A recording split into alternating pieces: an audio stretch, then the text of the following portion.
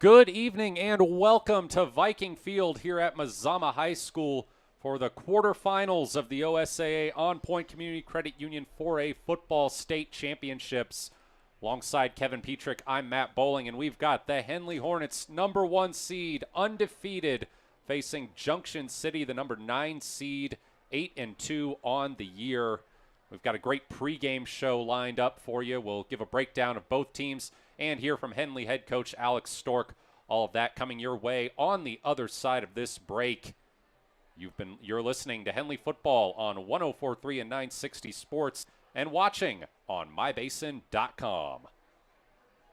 Sports was kind of what defined me as a person. I loved to play every sport I could possibly play. The Abbeys was really the family stomping ground for all of our community. Saturday afternoon soccer tournaments, we'd head over to Abbeys afterwards. And then when we got up into middle school, on our way home, we'd stop at Abbeys after basketball games. When I go home, I want to see two things when I drive through Winston. I want to see my Abbeys and I want to see my high school. And those are the two memories that stick out the most to me. Thanks to Les Schwab tires, I'm a confident backseat driver, but Mom's a little stressed about spending. Remember, deep breaths and watch your speed. Even though we're watching our wallets, Les Schwab is still watching out for our safety. So turn here. During the Les Schwab Founders Celebration Sale, save up to $150 instantly on select sets of 4 tires. Les Schwab tires, doing the right thing since 1952. What rhymes with great? Participate. Where does greatness start? Here, in the classroom. On the stage. In the pool. On the field. Where will your greatness take you? To better grades. To more friends. Yeah! Be great. Participate!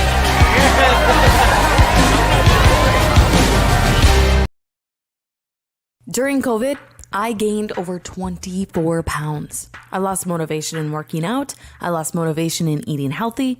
And for me, if I'm not active, I just don't eat well. But then I started taking a class at Harbor's gym called High Low. The first week I felt like I didn't fit in and I couldn't do it. But the instructor was so kind and thanked me for coming and told me how well I did. I was like, no, I wasn't, but it made me come back the next week and the next week. And soon enough, I was keeping up with the class. I started introducing more classes and then going Saturdays. I learned how to lift weights accurately with repetition. I started lifting on my own. I started golfing too with my husband. And all of a sudden, I was buying salads instead of sandwiches. Small victories happened week by week, and it's 100% because of Harbor, their staff, their gym, the golf.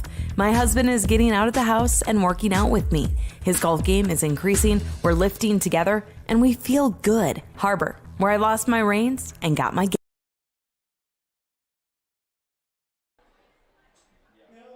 Introducing Bates Marcom Solutions, your trusted partner in marketing and communication. We specialize in crafting compelling campaigns, eye-catching graphics, and impactful branding materials. Smith Bates is like working with dependable friends. They always help us build our professional image. Through the innovative strategies that the team at Smith Bates suggested, we've been able to give the brand at Calor the boost that it desperately needed. Unlock your potential with Smith Bates Marcom Solutions. All right, hello again and welcome to Viking Field here at Mazama High School. Now, probably the first question on some of your minds, why is this game not being played at Henley as the Hornets are the #1 seed? Well, Henley elected to move the game over to Mazama and their turf field rather than playing on the grass field at Henley because that has been getting slick at night. And, the players are all right with it. They even Logan Whitlock, Henley's running back, said, I feel faster on the turf, even if I'm not actually faster. Yeah, the players and the coaches, they're both familiar with this field. They played 2 playoff games here last year. Coach Stork, I spoke with him a little bit before the game, and he said, they played well here last year. So it's not a big deal for them. They do like the turf surface, and I think Henley will do well tonight. Let's look at how both teams fared last week. Junction City, they made the 6-hour drive up to #8 seed Baker and won 35-28. They really limited a powerful Bulldogs offense that had been averaging almost 46 points during the 5-game win streak that they came into the playoffs on. Meanwhile, Henley, they hosted the number 16 seed Gladstone Riverdale and pretty much coasted. They won 48-7. It was 21-0 at the end of the first quarter, 35-7 at halftime. A couple of stats kind of jumped out at me, Kevin. Henley ran 28 plays to Gladstone Riverdale's 59 and outgained them 292-161. They allowed them to convert 1 of 12 third downs, but 4 of 7 fourth downs. Yeah, that was kind of a crazy game.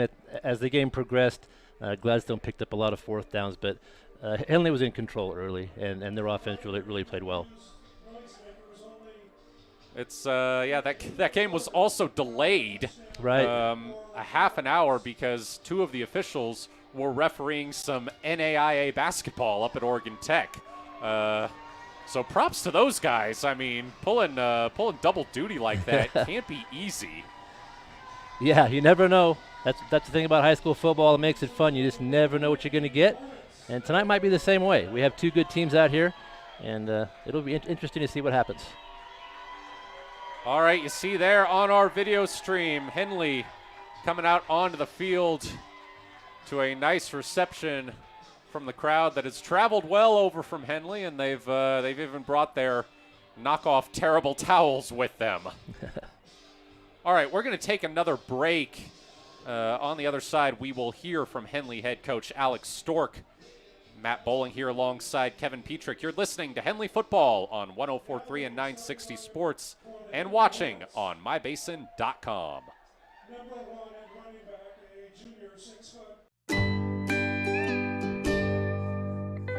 Wait, all I do is wait. So lonely, I just sigh and moan.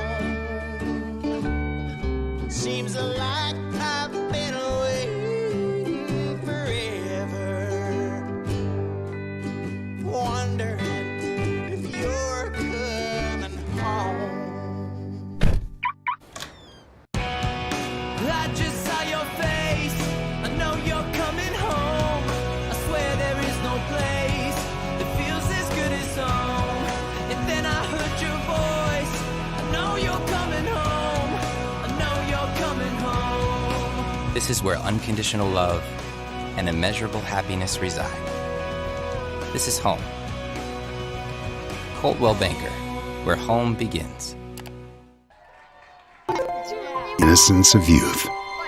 Is there anything any better? But soon they'll be in high school and facing all the same challenges you faced.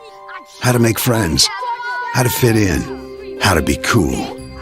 We want our children to have everything they'll need to live fulfilling and productive lives. Make sure the kids in your family are among the more than 120,000 participants here in Oregon who take part in high school sports or activities. Corporate. At Call Subaru, we built our business on that simple promise. Well, that and some of the best people you're ever going to meet. Hi, I'm Rob Cedar, General Manager at Clown Falls Subaru. Our 62 employees make it easy for us to live up to our comfortable, not corporate philosophy. Friendly faces, easy answers, straight talk, fairness, and exceptional service. These are the things you expect. These are the things that all of our people deliver. Our management team, sales pros, certified service and body shop techs, lot attendants, and detail experts are all 100% focused on you. Local people putting their friends and neighbors first. At Clown Falls Subaru, that's the only way we do business. It's comfortable, not corporate. Our team members also spend hundreds of hours each year supporting local charities and events through the Subaru Love Promise. That's the kind of people they are. We're very proud of them.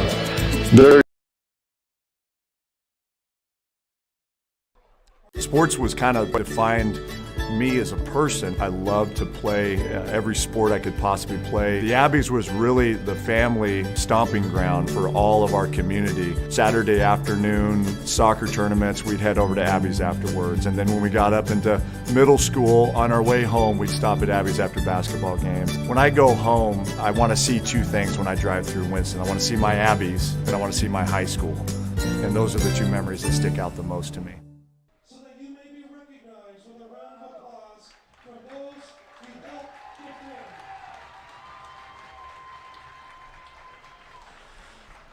Welcome back. We had the chance to talk with Henley head coach Alex Stork before this game. Let's hear what he had to say. And now we ask that you please join our veterans and rise for a moment of silence to honor the members of the 6 service branches of the United States Armed Forces who have paid the ultimate sacrifice in defense of our country. We salute those. That was Henley head coach Alex Stork. A moment of silence. We're going to have a moment of silence in the national anthem, so we'll step aside. During COVID, I gained over 24 pounds. I lost motivation in working out. I lost motivation in eating healthy. And for me, if I'm not active, I just don't eat well. But then I started taking a class at Harbor's gym called High Low. The first week I felt like I didn't fit in and I couldn't do it. But the instructor was so kind and thanked me for coming and told me how well I did. I was like, no, I wasn't, but it made me come back the next week and the next week. And soon enough, I was keeping up with the class. I started introducing more classes and then going Saturdays. I learned how to lift weights accurately with repetition. I started lifting on my own. I started golfing too with my husband. And all of a sudden, I was buying salads instead of sandwiches. Small victories happened week by week, and it's 100% because of Harbor, their staff, their gym, the golf. My husband is getting out of the house and working out with me. His golf game is increasing, we're lifting together, and we feel good. Harbor, where I lost my reins and got my gains.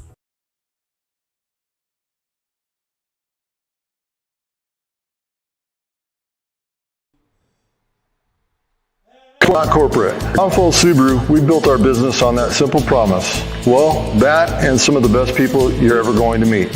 Hi, I'm Rob Cedar, General Manager at Clown Falls Subaru. Our 62 employees make it easy for us to live up to our comfortable, not corporate philosophy. Friendly faces, easy answers, straight talk, fairness, and exceptional service. These are the things you expect. These are the things that all of our people deliver.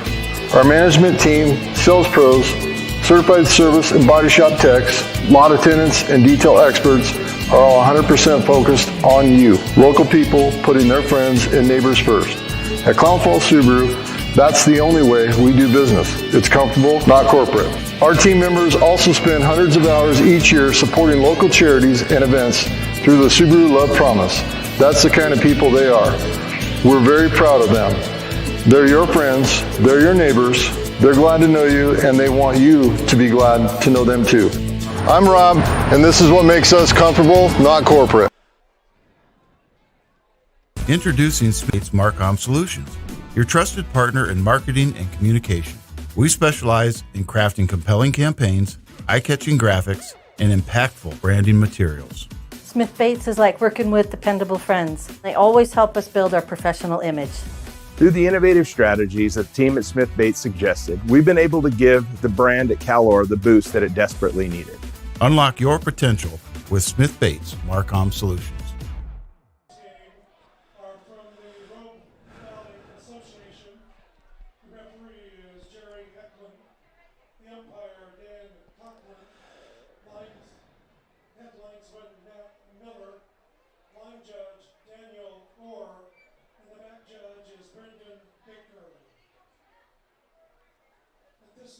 All right, welcome back.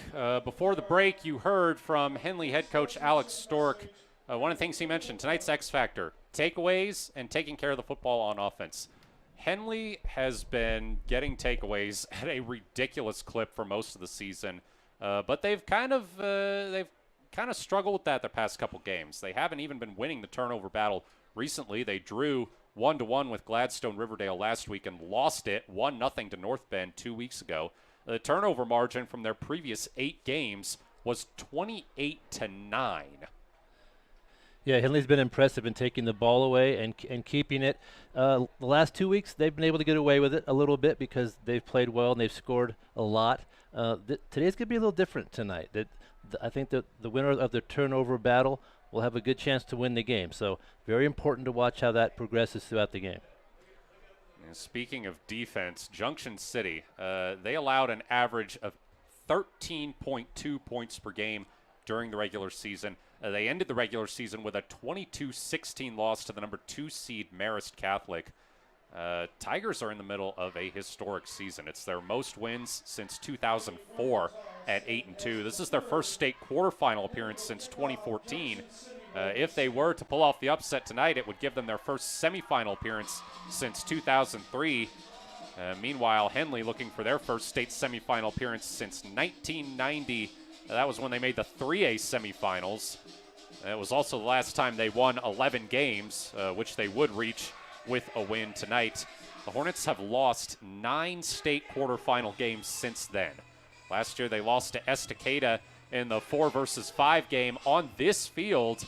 And then the very next day, Mazama lost the 1-versus-8 game to Scappoose. So Henley looking to avoid really the same fate that befell both them and their arch rivals on this very field last season. Yeah, this is a tough round. You get down to the final 8, and you're facing tough teams. Junction City is all about defense, and we'll see if they can stop the Hornets. No one has been able to do it yet this year. I think this will probably be the best defense that we've seen. Junction City will receive the ball to start this game. Jaime Pisano is about set to kick off. State quarterfinals. Henley versus Junction City. Here we go. Pisano checking to make sure everyone's ready. And he boots this one deep. It's going to be caught and returned just past the 5. Up past the 25 to the 30. Decent return to start the game there. Looks like Josh Berry was the return man there. Yeah, Pisano, the kicker, made the tackle. I always like that when a kicker can make a special teams tackle. And we'll get our first look here at Junction City's offense. Come out in their wing T, which has been pretty effective for them this year.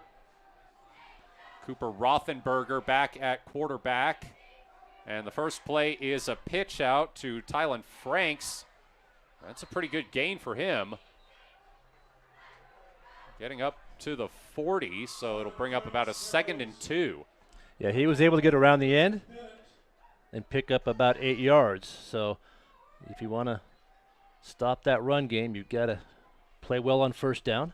Luke Bennett made the tackle. 2nd and 2 for the Tigers on their own 40.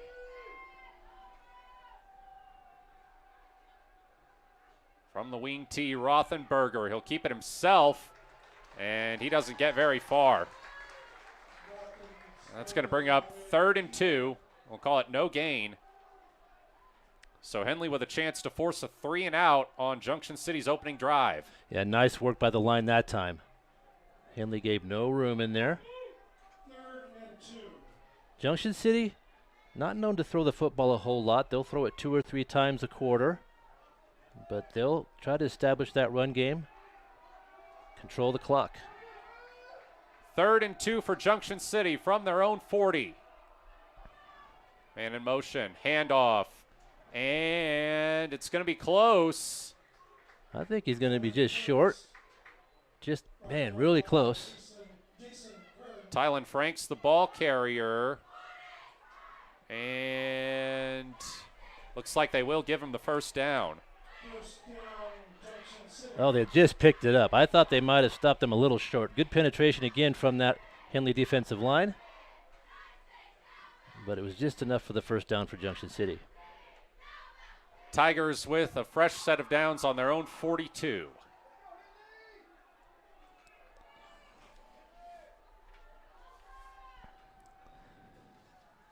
Rothenberger to pass. Short throw, and it's dropped. They'll try to set up the play action. They'll fake it to our running back, and then that was just a short pass to the far sideline, and the ball was thrown behind the receiver and complete 2nd down. Cooper Rothenberger converted from wide receiver this year. He's grown really effective in this wing T offense. His head coach, Max Wall, says he's a lot better at taking care of the football now than he was at the start of the season. Now he faces 2nd and 10 from his own 42-yard line, 9:50 to go. Opening drive for Junction City. The Pitch out to Franks, and he gains a few yards on the far sideline. And I think they'll give him about 2. So a 3rd and 8 here. Great chance for the Henley defense to get off the field. Kyle Nichols with a good stop out there making the tackle. And, yeah, that's just what you want. You want to force them into a passing down. And the Hornets that time did a nice job of stretching that play out, not letting them get downfield, and pushing the ball carrier out of bounds.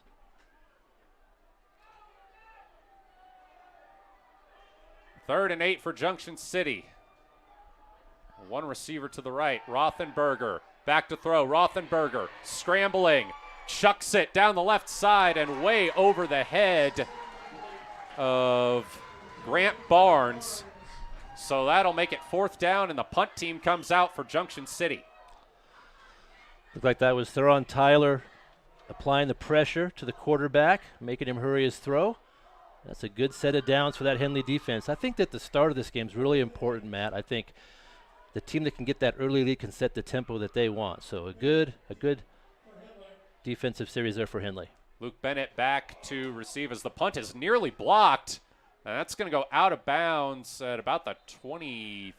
Well, the ref is moving it all the way back to the 30. So pretty solid starting field position here for Henley.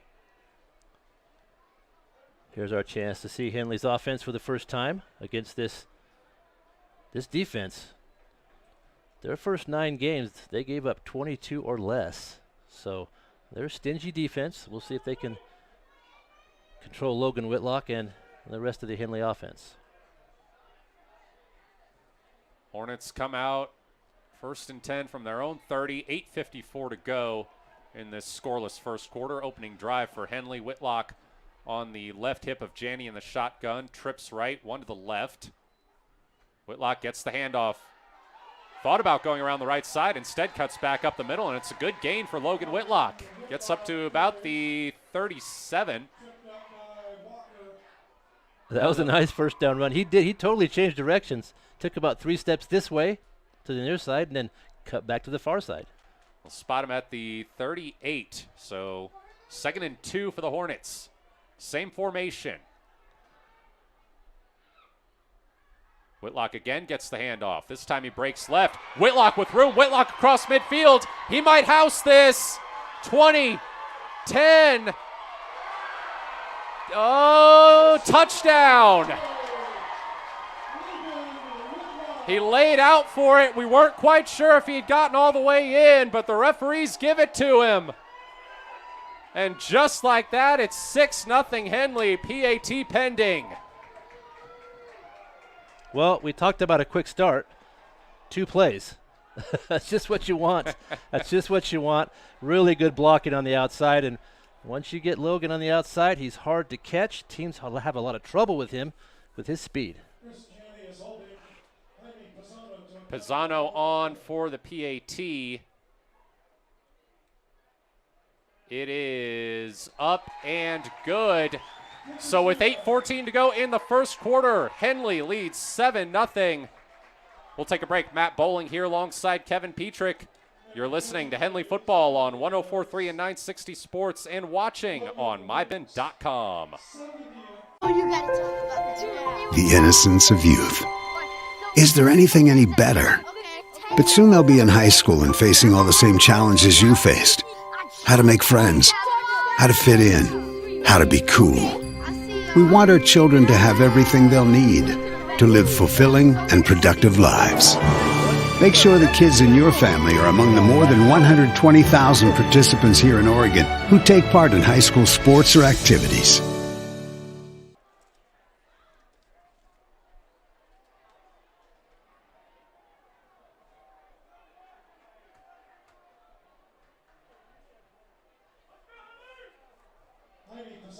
Welcome back. A 58-yard touchdown run from Logan Whitlock makes it 7-0 Henley with 8:14 to go here in the first quarter.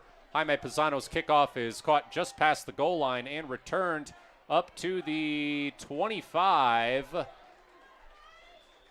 Gang of Hornets there to meet the returner Josh Berry. They just announced that was Logan Whitlock's 70th career touchdown. It's his 41st total touchdown of the season. That is the most in Oregon and 16 more than anyone in 11-player football. That's an amazing season, most definitely. Lane Frank with a good sure-handed tackle on the kickoff return, and Henley will be on defense here for the second time. You know, we mentioned in pregame, Logan said he feels faster on the turf here at Mazama. He looked fast. He sure did. Yeah. Rothenberger back to throw. Short throw to the right side. It's caught in space, and the tackle is made at the 30. He may have lost the ball there, but it goes out of bounds. That was Avery Thomas on the reception, and he gets up to the 30, or 29 rather, is where they'll mark him. That's a pass you can live with them catching that. Only a short gain. Whitlock and Nichols over there to make the quick tackle. They'll bring up a second down. 2nd and 7 for Junction City. 7.5 minutes to go in the first quarter. Henley leads 7-0. Rothenberger hands it off. Run up the middle. And a pretty decent gain there for Levi Walker. They'll be a yard short of the first down. So 3rd and 1 for Junction City. Similar to the last set of downs for Junction City. They had a 3rd and short. They were able to squeak out the first down. We'll see if Henley can get a tackle for loss here.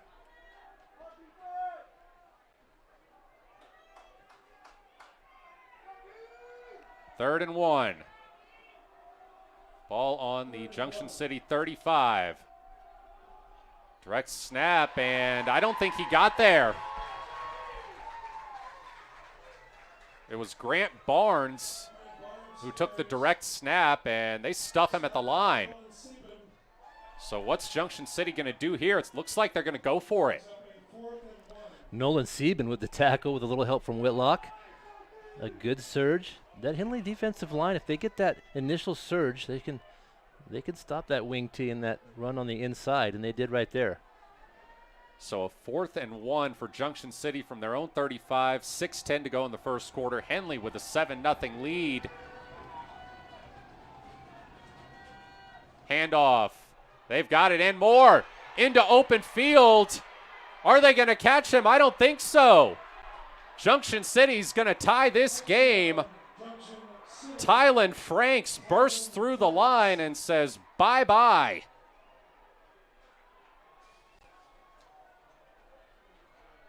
Sometimes that happens when you're playing a short yardage down. You have all your players in the box kind of crunched in there. If that running back can get through that first line, he's got a lot of green, and he found his way all the way to the end zone for Junction City.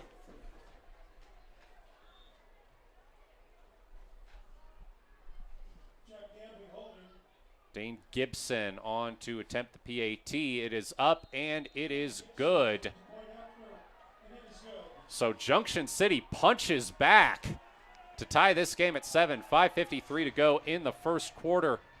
We'll be right back. Matt Bowling here alongside Kevin Petrik. You're listening to Henley Football on 104.3 and 960 Sports and watching on mybasin.com.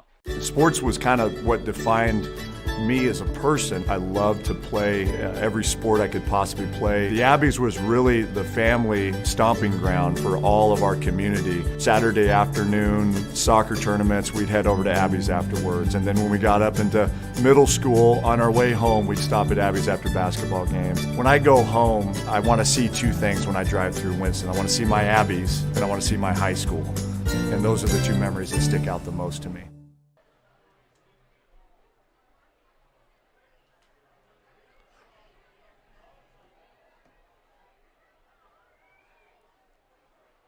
Welcome back. Well, after Henley got on the board with a 58-yard touchdown run from Logan Whitlock, Junction City answers with a 55-yard touchdown run from Tylen Franks.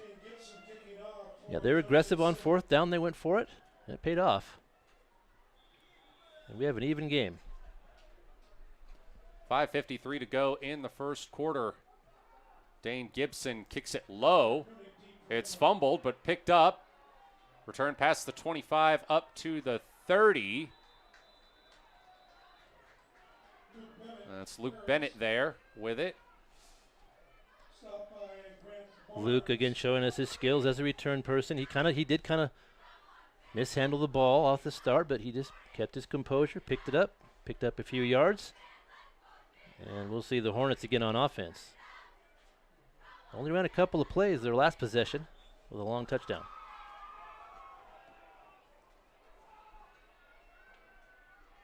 They come out, trips left, one to the right. Whitlock on the right hip of Joe Janney. From the 30, Whitlock the carry, goes up the middle and picks up a couple. That was a good stop that time by the Junction City defensive line.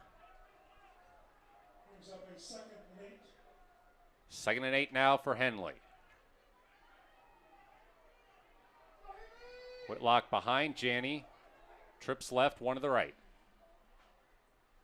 Whitlock gets the handoff, gets through the line and picks up another few yards.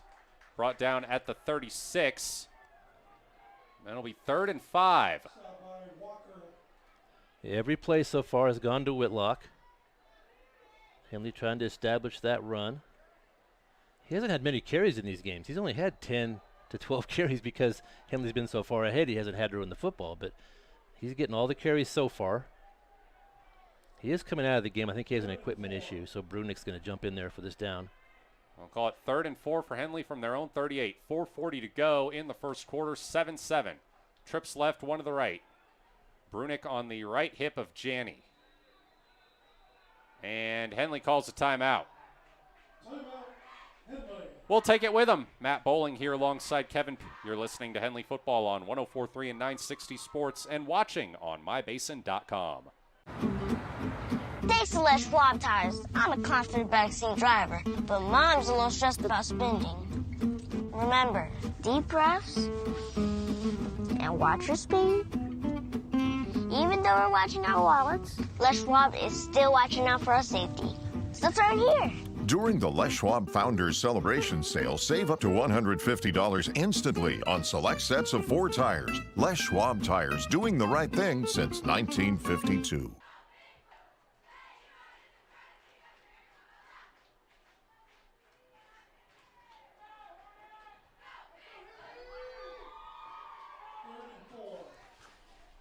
Third and 4 for Henley. They come out, trips left, one to the right.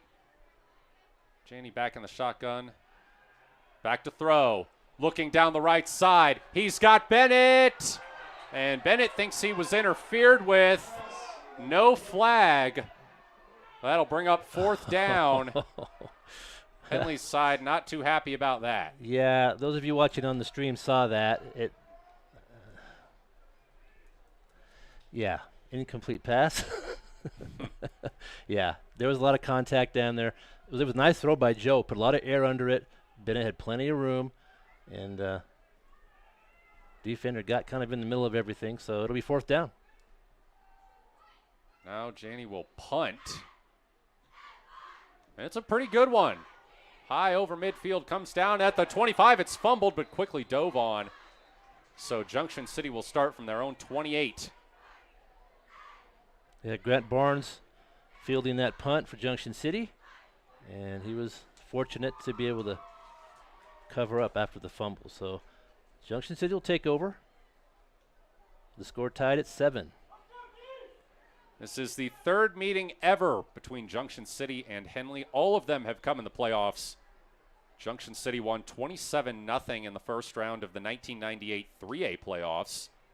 Henley won 35-6 in the play-in round of the 2017 4A playoffs.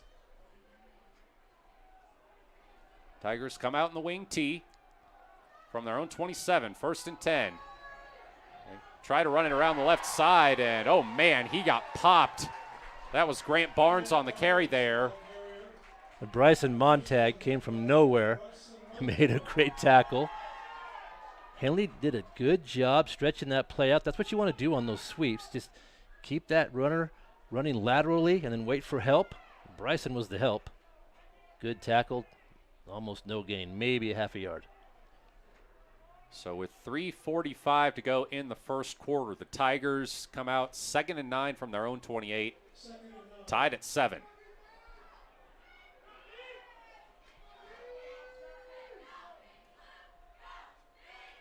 From the shotgun, Rothenberger hands it off.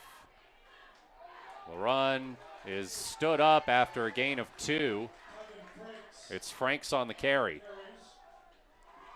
Yeah, Henley is doing well at locating the football.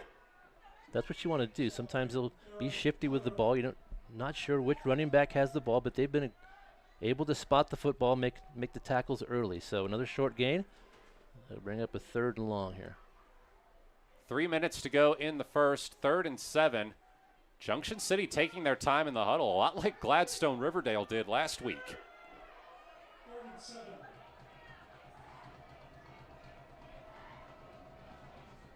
Handoff, double handoff. They won't get the first down, though, only up to the 35. Nice misdirection there by the Tigers, but doesn't get them quite enough yards. So another decision on 4th and 3. It looks like they're going to keep the offense out there. They've been playing aggressively so far. And now we've got a timeout.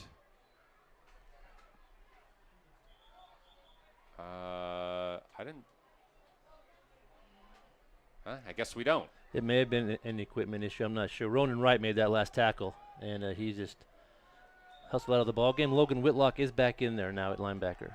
On the last 4th down, Junction City broke off a 55-yard touchdown run.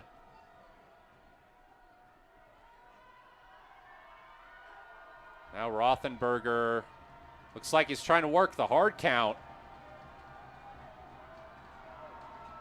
Comes under center, now back.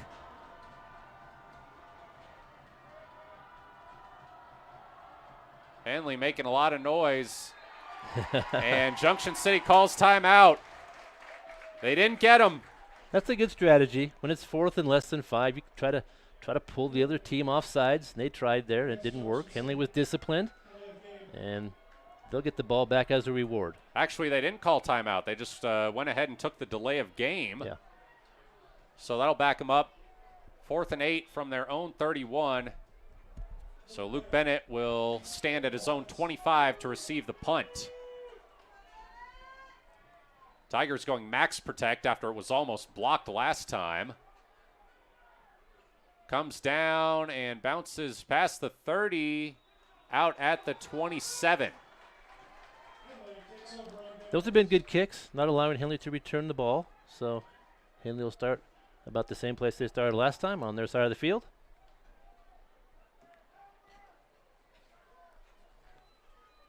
We are keeping track of the Mazama game, and we do have one score. It's tied at 14.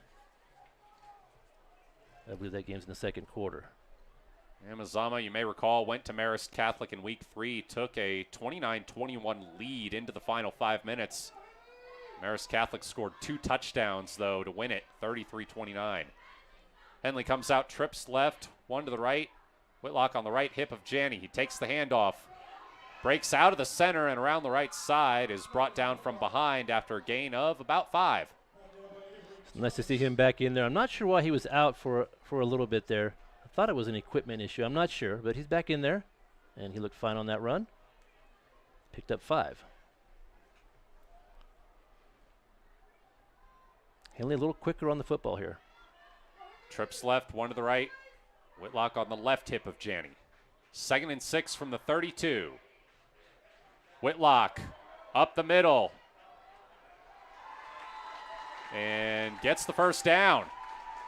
That was a good second effort. He was wrapped up probably about 3 yards short of the first down, and he just drove his legs and got just enough to move the sticks. A good effort. A nice couple little jump cuts there. He is moving really well tonight. Yes. So with 40 seconds remaining in the first quarter, tied at 7, Henley comes to the line with a fresh set of downs from their own 40. 2 receivers on either side. Whitlock on the right hip of Janney. Getting a call in from the sideline now. Whitlock shifts over to the left side of Janney. And he takes the handoff. Goes up the middle again. and brought down after a gain of 2. That should be the last play of the first quarter. We will go to the second, tied at 7. Matt Bowling here alongside Kevin Petrik. You're listening to Henley Football on 104.3 and 960 Sports, watching on mybasin.com. What rhymes with great? Participate. Where does greatness start? Here, in the classroom. On the stage. In the pool. On the field. Where will your greatness take you? To better grades. To more friends. Be great. Participate!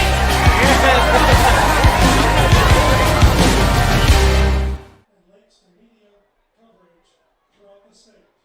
Be sure to visit OSAA.org. Welcome back. Henley starts the second quarter with a 2nd and 8 from their own 42, tied at 7 with Junction City. Yeah, we have 2 even teams here tonight. Everybody kind of expected a close game, and that's what we have so far. The team that executes the best, a little bit more disciplined, control the turnovers, I think they'll win the game. Trips left, 1 to the right. Whitlock from the left hip of Janney, who drops back to throw. He's in trouble. He's scrambling, and he's sacked. Back at the 35. That was Josh Berry coming in to get him. Yeah, we haven't seen many people able to keep up with Joe Janney back there, so that was Berry showed some speed and ended up with a sack. It'll be 3rd and very long here for the Hornets. 3rd and 14 from their own 36. We have an update from the Cascade Scappoose game. Cascade leads 7-3 at the end of the first. Winner of that game will face the winner of this game in the semifinals. Trips right, 1 to the left. Whitlock on the right hip of Janney. Janney back to throw. Clean pocket. Over the middle. Caught by Chris Janney, and he's got the first down at midfield. What a great play. A dart thrown by Joe, and then Chris had a defensive back kind of draped all over his back, and he made that catch anyway, and he ran a good route. He was just beyond the first down marker. That's how you do it. First down, Henley just over midfield. The Janney brothers have linked up for some big plays this year. That was another one. Designed run for Joe. And he is wrestled down right at the line of scrimmage. That was a little unfortunate. He ran into his own player there. Didn't know whether to go left or right and kind of just stumbled over his blocker. That happens sometimes. And so that'll be no gain, 2nd down. 10:20 to go in the second quarter. Henley with a 2nd and 10 on the Junction City 49, tied at 7. 2 receivers on either side. Whitlock on the left hip of Janney. Janney to throw. Goes down the left side, tipped, and falls to the ground. That was Kayvon Riley coming in on the PBU. Yeah, he was trying to go to his brother Chris out there again, and it was just a good read. And he tried to cut the ball off before it made to the receiver and got a hand on it. Incomplete. 3rd and 10, Henley. Trips left, 1 to the right. Whitlock on the right hip of Janney. Janney to throw again. Janney with time, rolling right. He's going to take off with it. Janney's got the first down. What a heads-up play by the sophomore quarterback. He has really good field sense, and he rolled to the right, and he realized there was no one open downfield, and he tucked it and ran just at the right time and got just beyond the marker, and the drive extends. Another first down for Henley. They move the chains to the Junction City 38. Trips left, 1 to the right. Whitlock behind Janney. Whitlock gets the handoff, goes left, gets popped at the 35, 34 actually is where they'll spot him. So a gain of 4, bring up 2nd and 6. He had a nice hole on that left side. And Henley throwing the football now a little more. They were going exclusively with the run early, and now they're mixing it up, and that time Logan had a little more room to run. 9:23 to go in the first half. Trips left, 1 to the right. Whitlock from the right side of Janney takes the handoff and plunges up the middle. And brought down at the 30. It'll be 3rd and 2 for the Hornets. That was a good surge. That time he went over the right side and picked up enough yards to make a manageable 3rd down. They'll need a couple to pick up the first.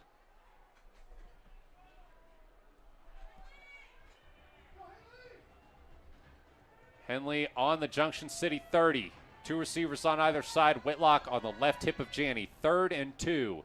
7-7 game, 8:40 to go in the first half. Whitlock takes the handoff, and he might be just short. Yeah, he needed 2. He got about half of that. So decision-making time here for Coach Stork. A 4th and about a yard.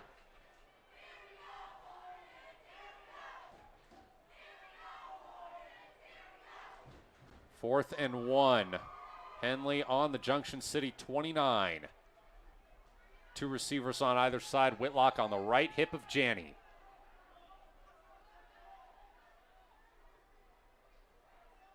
Designed run for Janney. Up the middle. Janney stood up, muscles his way down to the 10. Joe Janney, I mean, you saw that on the video stream. He got stood up, but just willed his way to an extra 5-ish yards. He's a good runner, and teams don't really know about him. On a 4th down, huge play, you're thinking maybe Logan to get the ball. Good call by Coach Pashy. We've been discussing Henley has 2 guys who are serious running threats out of the backfield now with Janney and Whitlock. Yes. 1st and goal, Hornets. Trips left, 1 to the right. Whitlock takes the handoff from the right side and gets down to the 3. It's a good, strong run on 1st and goal. And, yeah, he'll leave himself about 3. 7:20 to go in the first half. Henley with a 2nd and goal from the 3. Trips left, 1 to the right. Whitlock on the left hip of Janney. Whitlock gets it, goes up the middle, and doesn't quite get there. Down at the 1. He got stood up at the line, and he kind of angled toward the far side and was able to pick up just a little more yardage, but still short. It'll be 3rd and goal.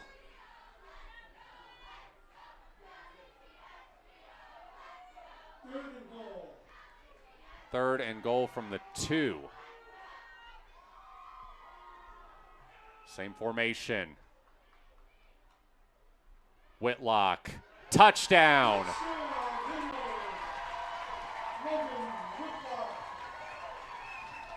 He's very good at finding the end zone. You get close, and he'll find a way to get in, and he does it again. Another touchdown for Logan Whitlock. Give Henley the lead.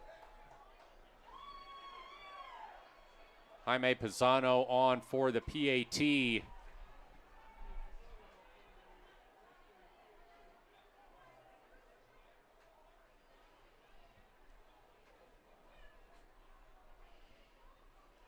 The kick is up and good.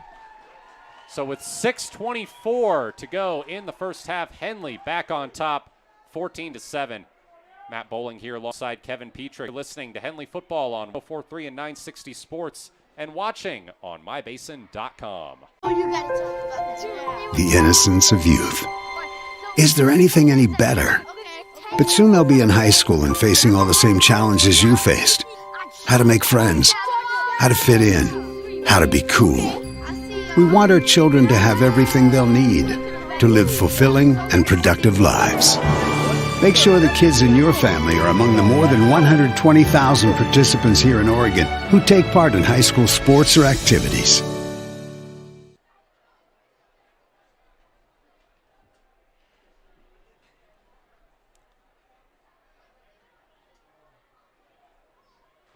Welcome back. Henley goes up 14-7 with 6:24 to go in the first half on a 2-yard touchdown run by Logan Whitlock. We have a score update for you from the Mazama-Marist Catholic game. Mazama has taken a 20-14 lead on a 7-yard touchdown run by Bodie Norlock as Jaime Pisano boots the kickoff through for a touchback. That's what we like to see. Get that ball out of the end zone. Don't allow any kind of a run back. And the Tigers will start from their own 20. That last offensive drive from Henley was fantastic. I really like how they mixed it up. They can throw the football when they need to, most definitely. And they executed the pass. They picked up a 4th down conversion. They ran the ball well. So just what we're used to seeing from Henley's offense. Very well done on that drive. So Junction City trying to answer again, tie the game back up. They start on their own 20. Rothenberger, pitch out to Franks, and Franks is tackled for a loss. Well, maybe he got back to the original line. Yeah, looks like that's where they'll spot him, back at the 20. Good defensive play. Chris Janney starting to call his name a little more now. He's becoming involved in the game both on offense and defense. He made the tackle there.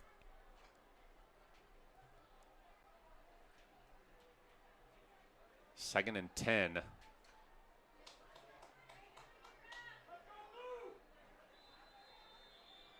And we've got a timeout called by Henley. Alex Stork clearly saw something he didn't like. We'll take it with him. Bowling here alongside Kevin Petrik. You're listening to Henley Football on 104.3 and 960 Sports and watching on mybasin.com. Introducing Smith Bates Marcom Solutions, your trusted partner in marketing and communication. We specialize in crafting compelling campaigns, eye-catching graphics, and impactful branding materials. Smith Bates is like working with dependable friends. They always help us build our professional image. Through the innovative strategies the team at Smith Bates suggested, we've been able to give the brand at Calor the boost that it desperately needed. Unlock your potential with Smith Bates Marcom Solutions.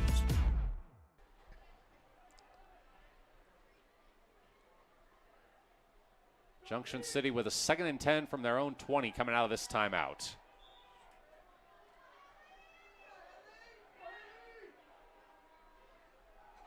Handoff up the middle. Only gains a couple. He got hit hard at the line. That was Logan Whitlock. And that was an unconventional tackle. He just hit him so hard that he lost his balance and fell down.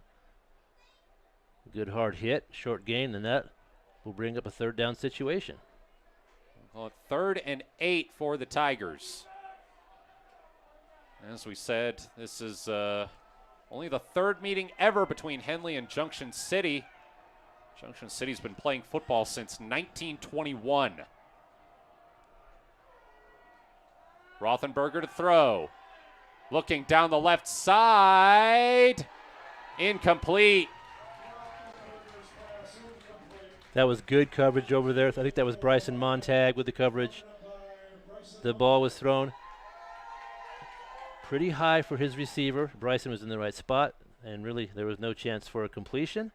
Just right on that coverage, 4th down. So after the short run by Tylen Franks on 2nd down and an incomplete pass on 3rd down, Junction City will punt on 4th and 8. Luke Bennett back to receive it at his own 35. It looks like it's going to be a bit of a short punt. Comes down just inside the 45 and takes a Henley bounce.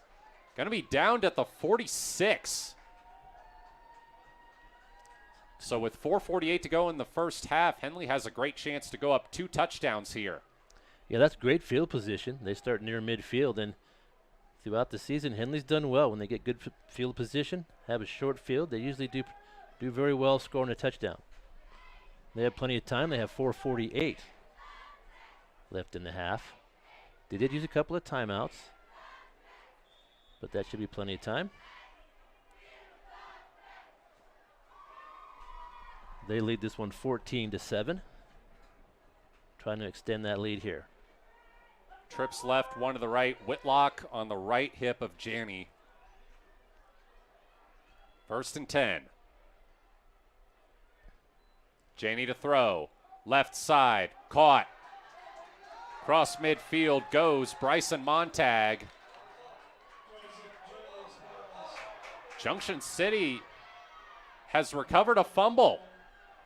Evidently, Montag lost it along the sideline, and the Tigers got it back. Our view was obscured by the Henley sideline, but... Yeah, he did. He caught the football, then made a move to the outside, and before his knee was down, the ball popped out, and Junction City fell on the football, and they have their first turnover. What a turn of events here. Tigers now with a 1st and 10 on their own 48. They run it up the middle and gain about 1.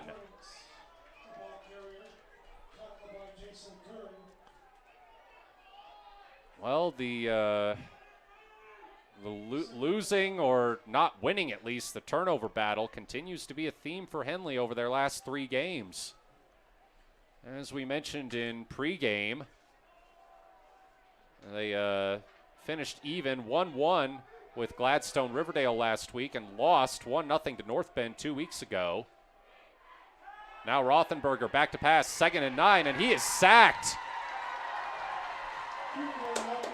About 3 Henley players were able to get to him there, and that is just what the Hornets needed.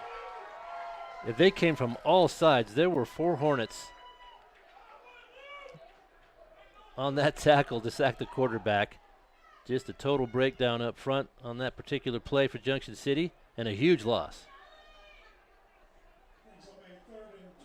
That'll make it 3rd and 20 for the Tigers.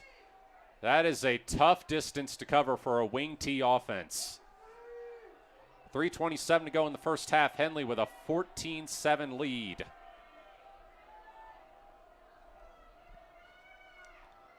Rothenberger back to throw. It's a short throw to Franks, and it only gets about 5. So the Tigers are going to have to punt. Emiliano Ortiz-Banderas was in the right spot, made a perfect play, made the tackle, and Junction City's in a punting situation here. Really good defensive stand by the Hornets after that turnover. That's exactly what you want. Give them 3 plays, get the football back. Dane Gibson gonna punt, standing at his own 32. Luke Bennett watches it go out of bounds at the 30. He was all the way back to about the 20. Yeah, they're really trying to keep the ball away from Luke Bennett on the returns. Every kick has been near the sidelines, and they're willing to give up a few yards on distance to not put the ball in his hands and get a decent run back. So Henley will start about their own 30. They've got 2.5 minutes left in the first half.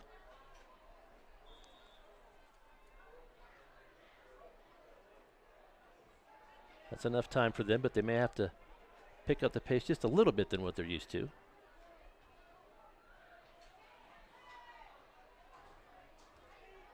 .232 to go. 2 receivers on either side for Henley. Or no, excuse me, it's trips left, 1 to the right. Whitlock on the left hip of Janney. From their own 30. Whitlock gets laid out, tried to get right back up, but he's blown down. And it's going to be no gain. Yeah, there was nothing there. Just a brick wall from that defensive line. And that brings up 2nd down. Clock is running.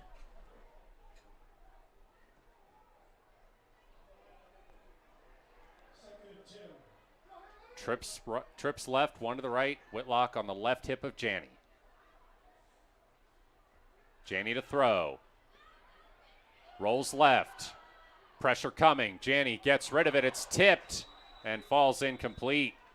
He was looking for Luke Bennett, but it looks like Kevon Riley was able to get in there and break it up. That was good coverage downfield by the Tigers.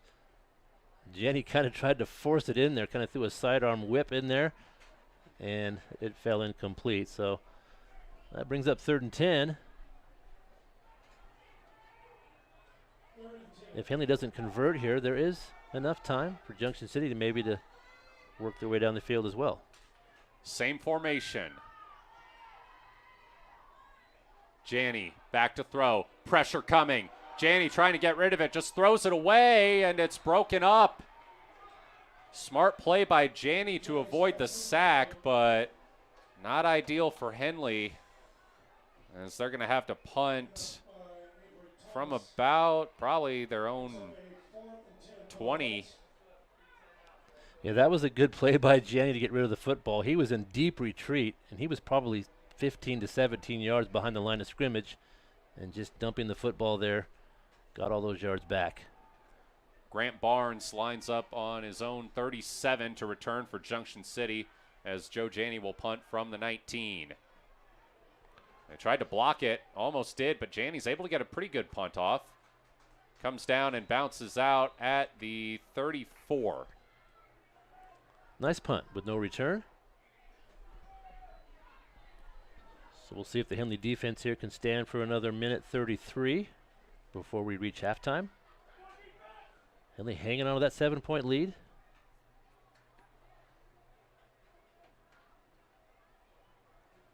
We're seeing a good game. No doubt about it. Yeah. Well, we knew this would likely be a tough one with that Junction City defense. As we mentioned previously, they held opponents to an average of 13.2 points per game during the regular season. Handoff. And he's brought down for a loss. That's a loss of 4. They tried another misdirection, but Henley was all over the backfield. Yeah, that play took a while to develop, and Luke Chase was in the backfield just waiting for the ball to change directions, and he made a nice tackle. Junction City calls timeout. We'll take one, too. Matt Bowling here alongside Kevin Petrik. You're listening to Henley Football on 104.3 and 960 Sports and watching on mybasin.com. Sports was kind of what defined me as a person. I loved to play every sport I could possibly play. The Abbeys was really the family stomping ground for all of our community. Saturday afternoon soccer tournaments, we'd head over to Abbeys afterwards. And then when we got up into middle school, on our way home, we'd stop at Abbeys after basketball games. When I go home, I want to see 2 things when I drive through Winston. I want to see my Abbeys, and I want to see my high school. And those are the 2 memories that stick out the most to me. Welcome back. Junction City with a 2nd and 14 from their own 30, trailing 14-7 with a minute 23 to go.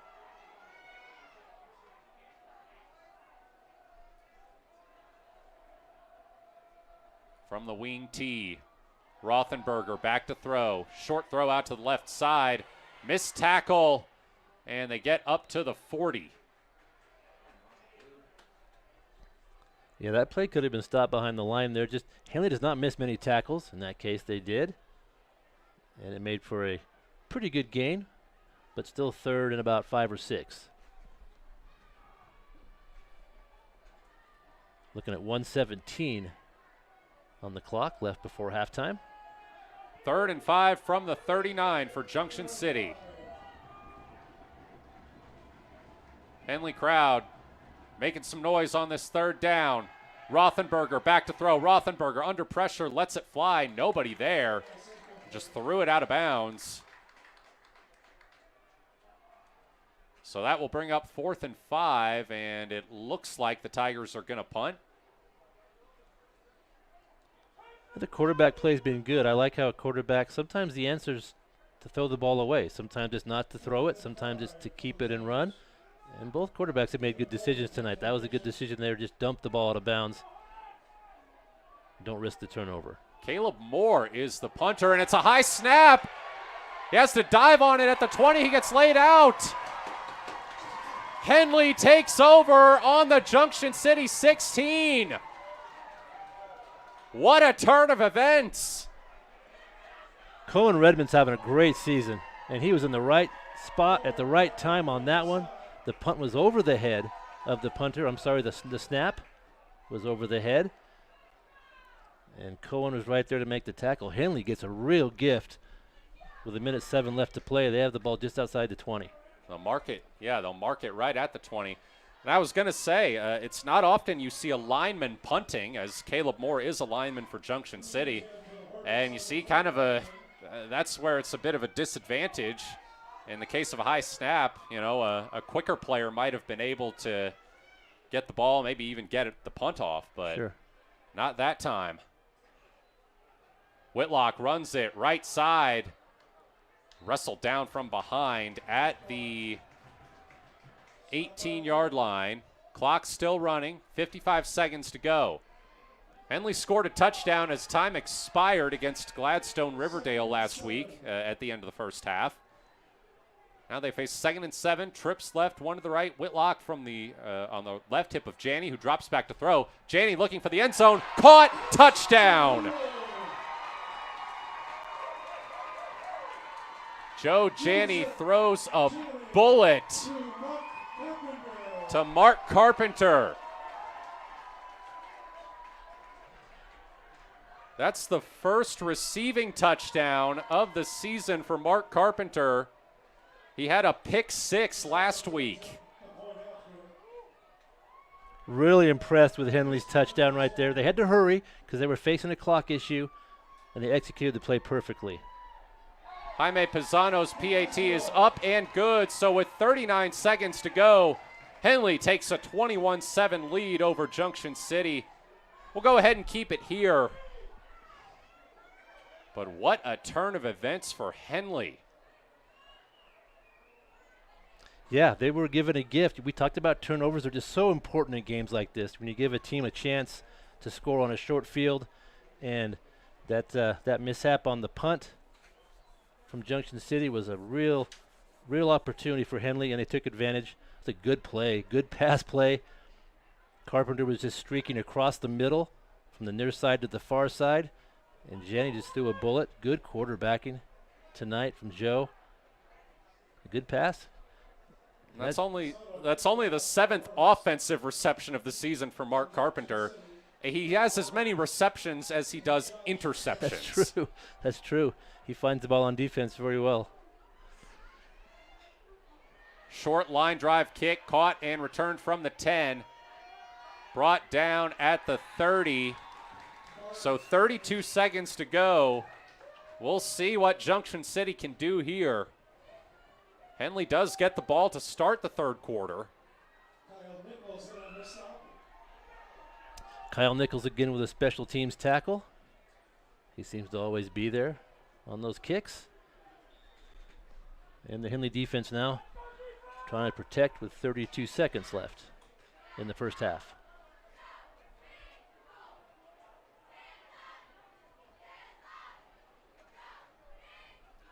We'll update you on some of the other scores at halftime. We know that Cascade now leads 19-3 in the closing minutes of the first half over Scappoose. As Junction City runs it around the left side, it's Franks, and he's brought down just past the original line of scrimmage. Again, the winner of the Cascade Scappoose game will face the winner of this game in the state semifinals next week. That was good pursuit on that tackle. Chris Janney went all the way over there to make the tackle and keep the runner inbounds. And the clock is running. We'll just have time for one more play. The big tackle. Pitch out to the left side. Franks is tackled at the 40 as the horn sounds. Henley 21, Junction City 7 here at the halftime of this state quarterfinal game. Matt Bowling here alongside Kevin Petrik. We'll take a break. Your halftime report on the other side. You're listening to Henley Football on 104.3 and 960 Sports and watching on mybasin.com. During COVID, I gained over 24 pounds. I lost motivation in working out. I lost motivation in eating healthy. And for me, if I'm not active, I just don't eat well. But then I started taking a class at Harbor's gym called High Low. The first week I felt like I didn't fit in and I couldn't do it, but the instructor was so kind and thanked me for coming and told me how well I did. I was like, no, I wasn't, but it made me come back the next week and the next week. And soon enough, I was keeping up with the class. I started introducing more classes and then going Saturdays. I learned how to lift weights accurately with repetition. I started lifting on my own. I started golfing too with my husband.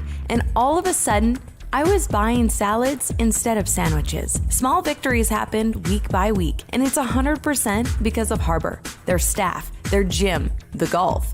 My husband is getting out of the house and working out with me. His golf game is increasing, we're lifting together, and we feel good. Harbor, where I lost my reins and got my gains.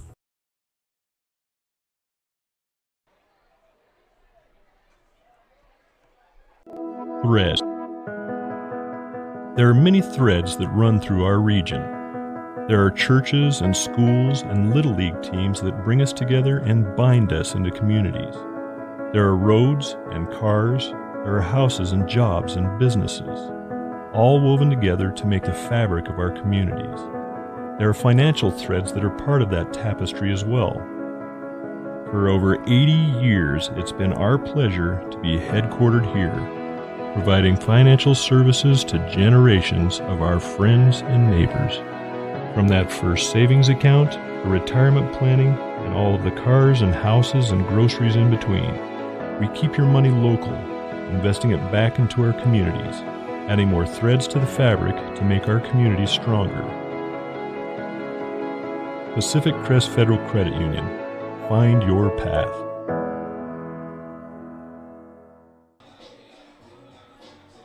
Comfortable and not corporate.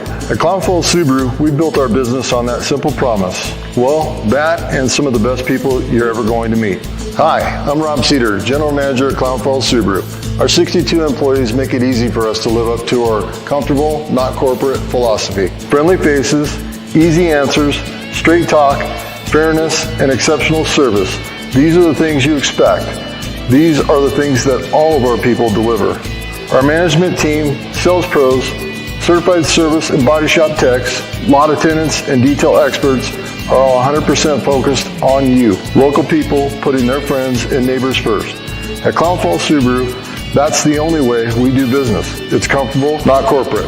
Our team members also spend hundreds of hours each year supporting local charities and events through the Subaru Love Promise.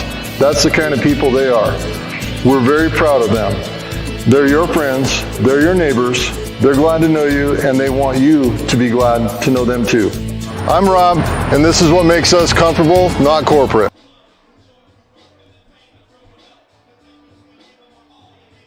Welcome back to Viking Field here at Mazama High School.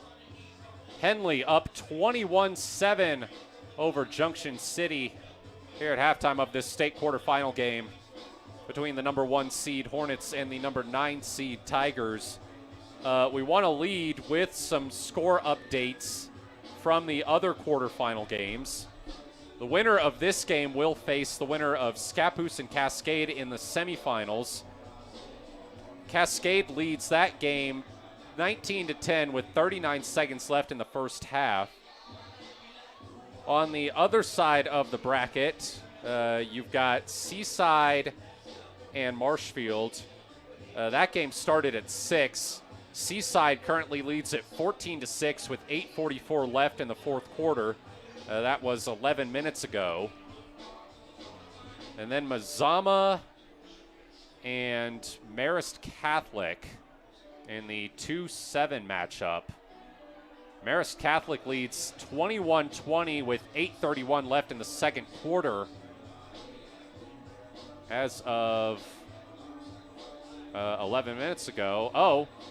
Hold on. Yeah, Mazama added our a old score. friend, our old friend Brett Ingolstader, who's been helping us out in the YouTube chat with the Mazama scores for the past few weeks, has just informed us that it's 27-21 Mazama.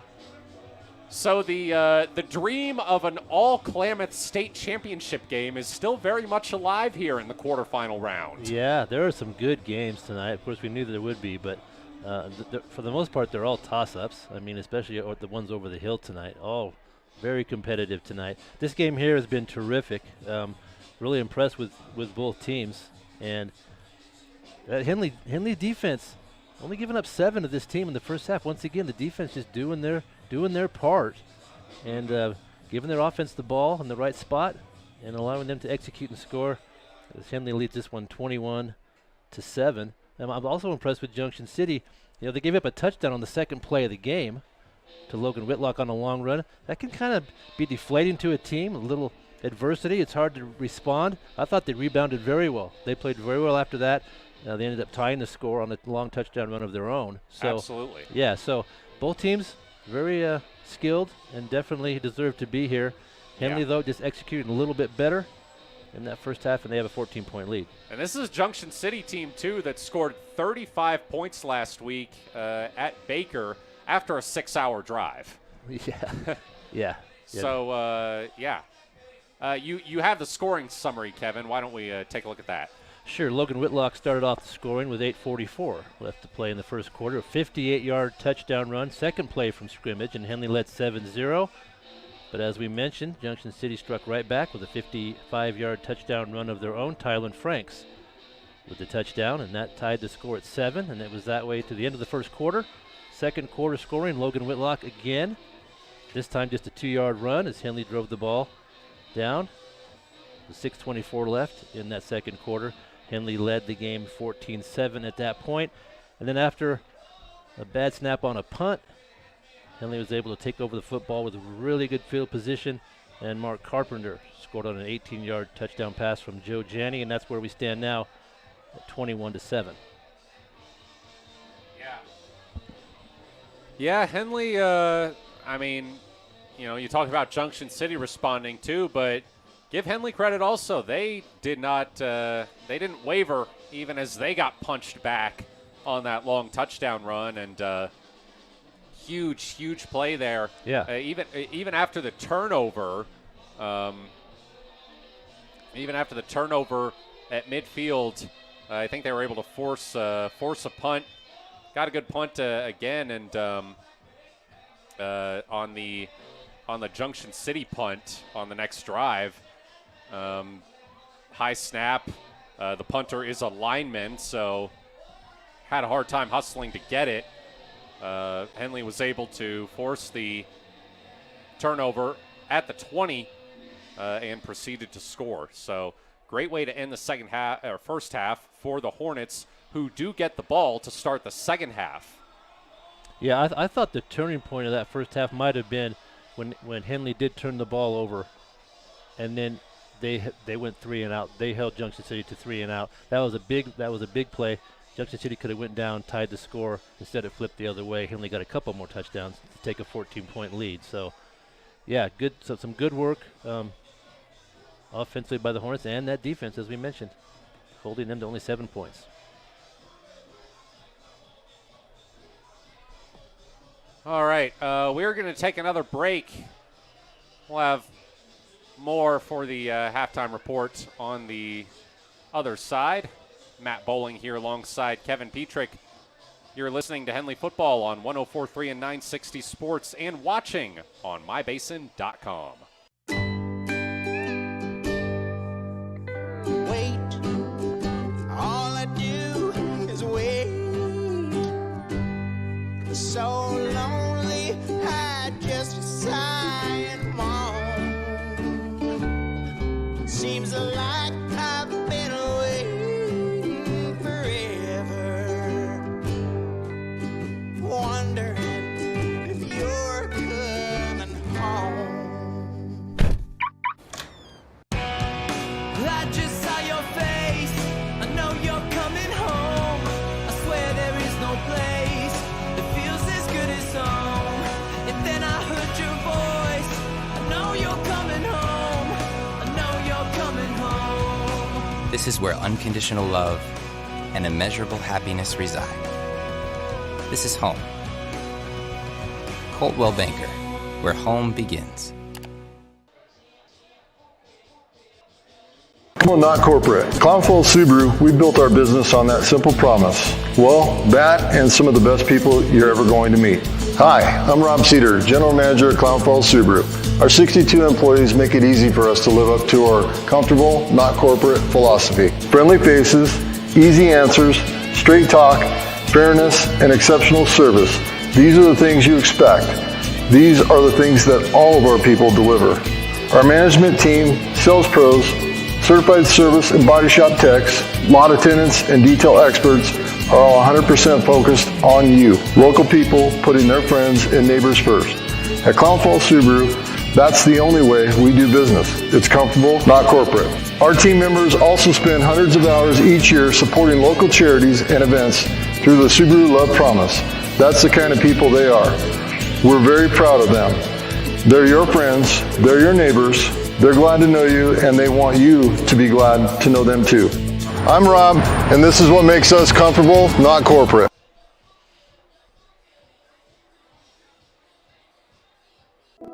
Thread.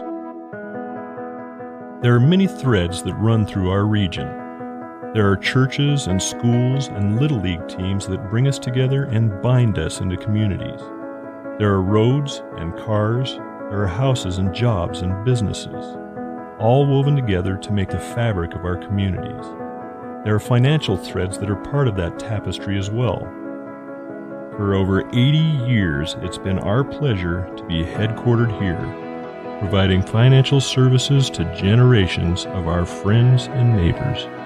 From that first savings account, to retirement planning, and all of the cars and houses and groceries in between, we keep your money local, investing it back into our communities, adding more threads to the fabric to make our communities stronger.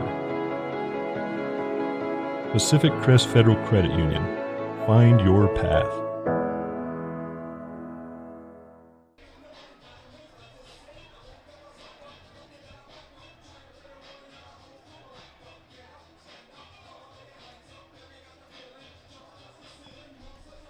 Welcome back.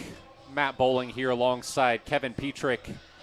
It is halftime here at Viking Field. Number 1 seed Henley leads number 9 seed Junction City 21-7 in the quarterfinals of the OSAA OnPoint Community Credit Union 4A Football State Championships. By our estimate, we've got about 5.5 minutes to go in halftime. The scoreboard says 2.5, but they usually add about 3 minutes for warm-ups. We'll check in again on some of the other quarterfinal scores. Brett Ingolstadter tells us that Marist has retaken the lead, 28-27 over Mazama. 1:54 to go in the second quarter. Marist Catholic, the number 2 seed, Mazama, the 7 seed. That game's still in the first half? Yes, it is. That's a wild game. 55 points combined in a half. It's crazy over there. Cascade leads 19-7 with 7 seconds to go in the first half over Scappoose. Cascade fumbled the kickoff after Scappoose scored a touchdown. And a cheer just went up here at Mazama as they announced that the Vikings were losing. Henley crowd showing their rivals some love. You can expect that, I think, yes. Yeah, well, I'll tell you what, since we have time, quick anecdote. My freshman year at Oklahoma, it was actually my first game. They were playing UTEP. It was the season opener. And they do, at Oklahoma games, they'll periodically do score updates from around the country. And when they announced on the scoreboard that Texas had lost to Maryland, the roar that went up in the stadium was as loud as any OU touchdown that day. There is nothing like a rivalry in football, high school or college. But getting back to the scores, we've got Marist Catholic up 28-27 over Mazama. Cascade clinging to that lead over Scappoose. 1917. And it looks like we do have a final from Seaside and Marshfield. Seaside, the 3 seed, beats the 11 seed Marshfield 14-6.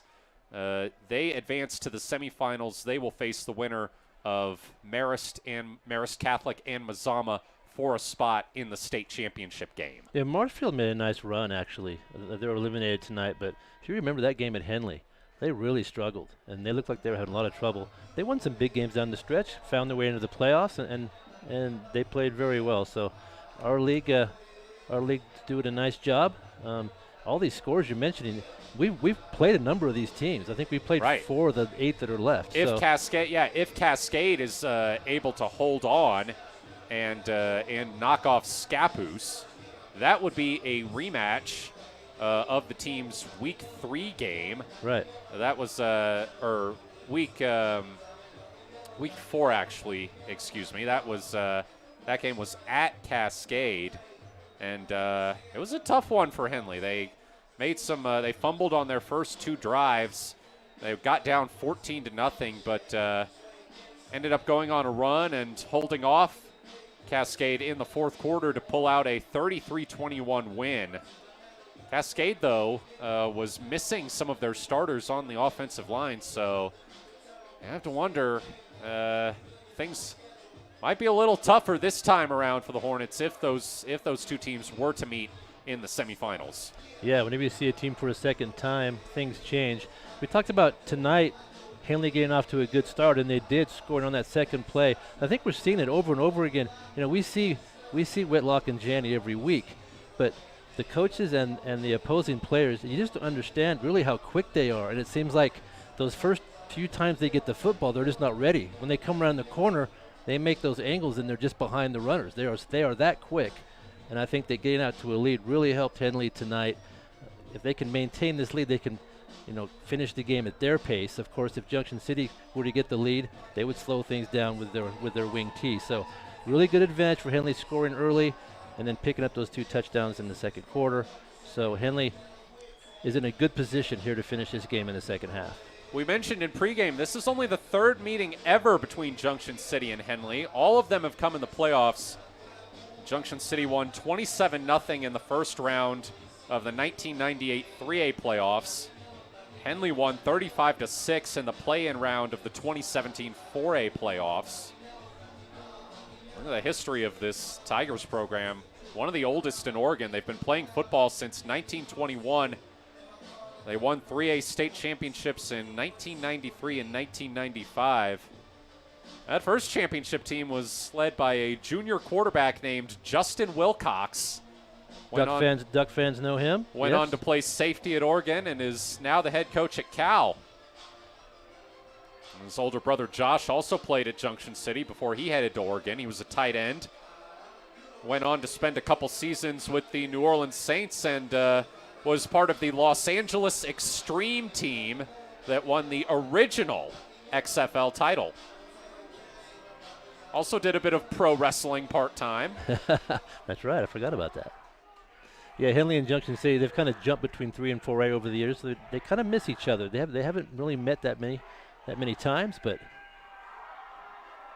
here they are tonight, 2 even teams, and we're almost ready to kick off the second half. Yep, kickoff teams lining up.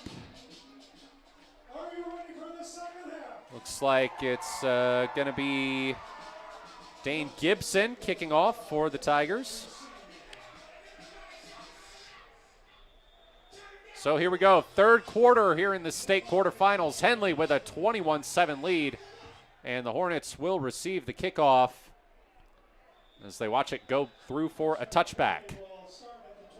Yeah, this could be a really important drive for Henley here. If they could find their way down the field and add 7, that could make things very difficult for a visiting Junction City team. I felt like Henley was more comfortable throwing the football in that first half than Junction City. Both teams had situations where they needed to throw. I thought Henley executed a little bit better, so that's good for them offensively. Junction City may be in a spot where they have to throw the football a little bit more as well as they play from behind. From the 20, 2 receivers on either side. Whitlock on the right hip of Joe Janney. First play of the second half. Whitlock takes the handoff. No, it's a fake. Quick throw out to the right side. And making a move up for the first down is Mark Carpenter. We've seen that play twice now, and we've seen it a lot this year. Just a one-step drop, fire it out to the sideline, and give your receiver a chance to pick up some yards. You get a block or two, you get a big gain out of it. 13-yard gain for Henley to be exact. New set of downs on their own 33.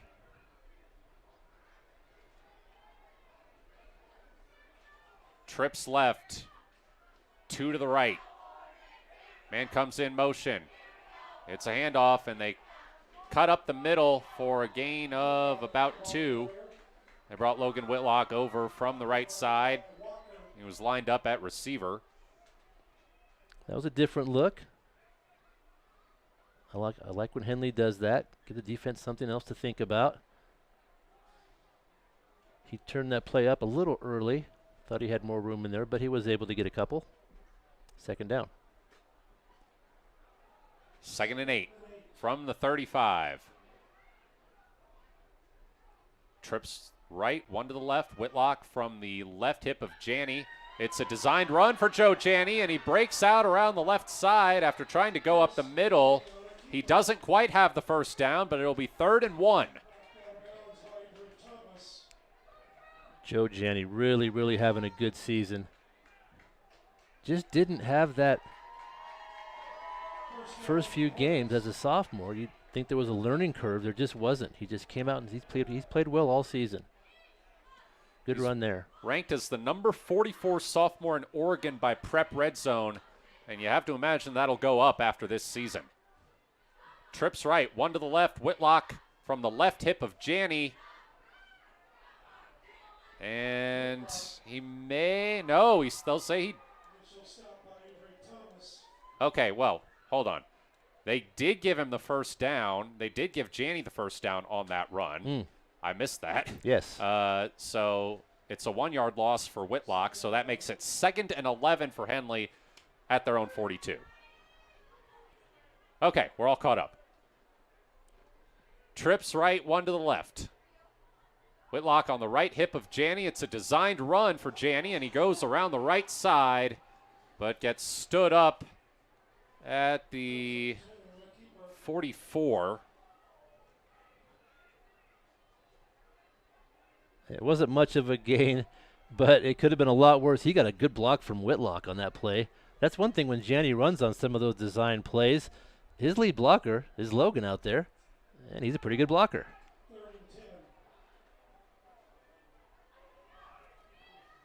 3rd and 9 for the Hornets. Trips right, 1 to the left. Whitlock goes out from the left hip of Janney. It's a screen pass to Chris Janney, and Janney's got some room along the sideline down to the 30. The brothers link up again for a big gain, and it's interesting play. I'm not sure that's one we've seen. Yeah, that might be the first time we've seen that. That's a cool play. That's a middle screen, and those linemen, they actually just let their defensive line, they let them come through. They pretend to block, and then they all rush the quarterback, and they dump it over the top. Good play. Gets Henley up to the Junction City 30. 8:48 to go in the 3rd quarter. Hornets lead 21-7. Trips right, 1 to the left. Whitlock on the left hip of Janney. They're getting the signal in from the sideline. Whitlock switches sides. 1st and 10. Handoff to Whitlock. Goes up the middle and gains 4. We're seeing Henley's versatility on offense. They're just doing a little bit of everything, really keeping the defense off balance. And this drive's going very well. They can try to extend their lead. They lead by 14, trying to make it 21.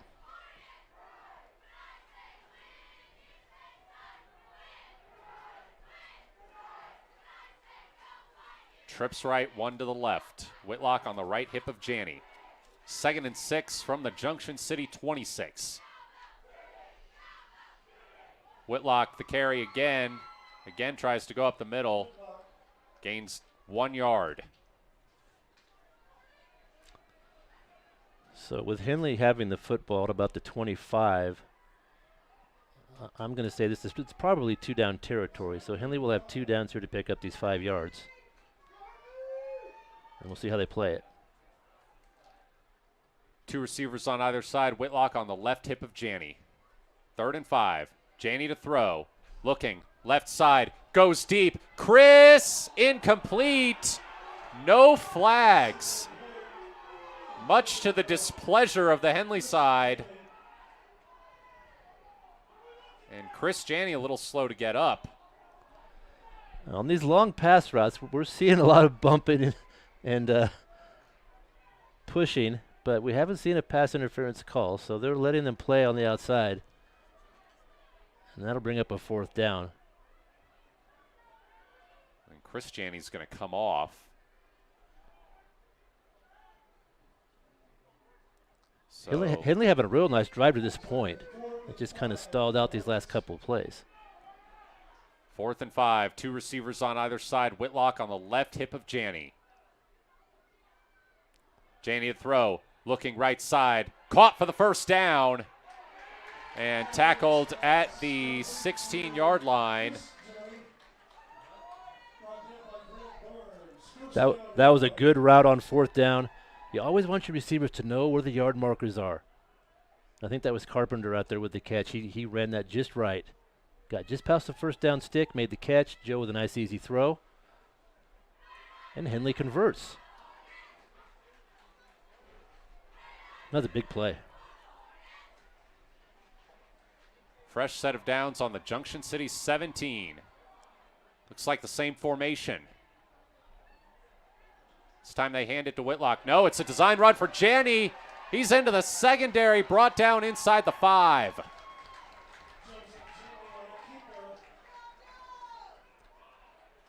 Junction City right now just can't find the ball. They're not sure whether Logan has it or if Janney's keeping it on those runs. And Joe becoming a very effective runner here late in the season and gives the Hornets a 1st and goal situation. Came into this game with 441 rushing yards and 8 touchdowns on the season. He's averaging 8 yards per carry. 1st and goal from the 4. Whitlock spins his way in for the touchdown.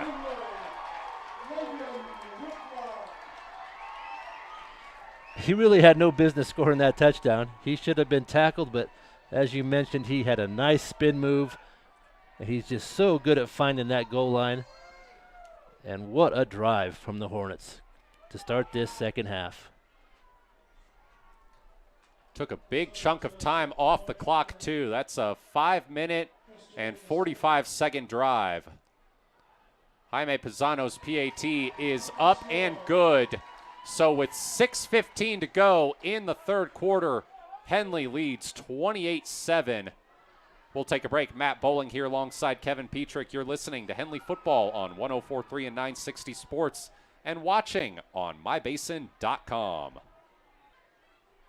The innocence of youth. Is there anything any better? But soon they'll be in high school and facing all the same challenges you faced. How to make friends, how to fit in, how to be cool. We want our children to have everything they'll need to live fulfilling and productive lives. Make sure the kids in your family are among the more than 120,000 participants here in Oregon who take part in high school sports or activities.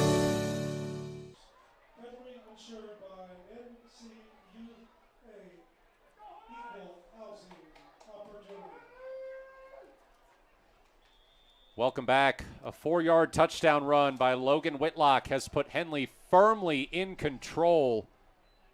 The number 1 seed Hornets leading the number 9 seed Junction City 28-7 midway through the 3rd quarter as the kick is returned to about the 24. Biggest deficit of the night for Junction City. Lane Frank again on the special teams tackle.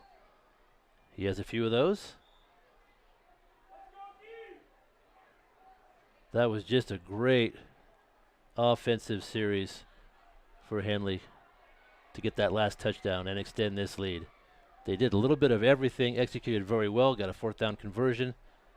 Really impressive against a very good defense. Again, they were averaging 13.2 points per game, or allowed per game, heading into the playoffs. Now Henley stuffs the run at the line.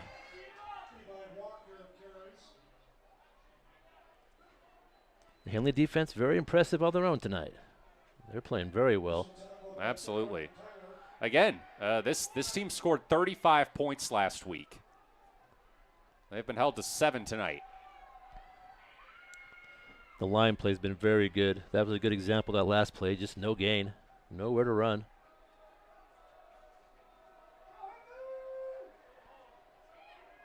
Second and 9. Handoff. Gets almost nothing. Tylen Franks on the carry. And that'll be 3rd and move them up a little more. 3rd and 7 looks like. Definitely a passing situation. And we'll see how Junction City responds here. Down 21. Just over 5 minutes left to play here in the 3rd quarter. 3rd and 8 for the Tigers. 4:51 to go in the 3rd quarter. Junction City with a 3rd and 8 from their own 26. Rothenberger, quick throw out to the left side, and they've got the 1st down up to about the 40-yard line. I'll spot him at the 39. That was a good play call offensively. They decided to just run a little swing pass. It wasn't a downfield pass by any means, but he was able to catch the ball and he had some room in front of him, and it was good enough for a 1st down. That was Dalton Vogt. First time we've called his name tonight on the reception and the run there. So fresh set of downs for the Tigers at their own 39. Run it up the middle and gain 2. Henley's really clogging up that middle, showing their strength up front. Another short gain.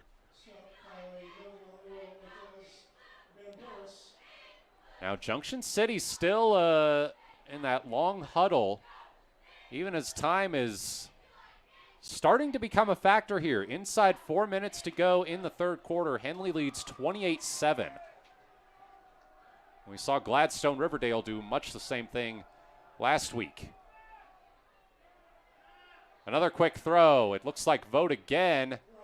And it looks like, again, he'll have the 1st down. Yeah. Same play, got him again. That was the exact same play, and it had the exact same result. Just enough for a 1st down. Moves the Tigers up to the 49. You're definitely right about that, Matt. Teams just not able to take the situation and speed up the pace. Even though they're down by a few touchdowns, you're still seeing the same methodical movement here. Direct snap.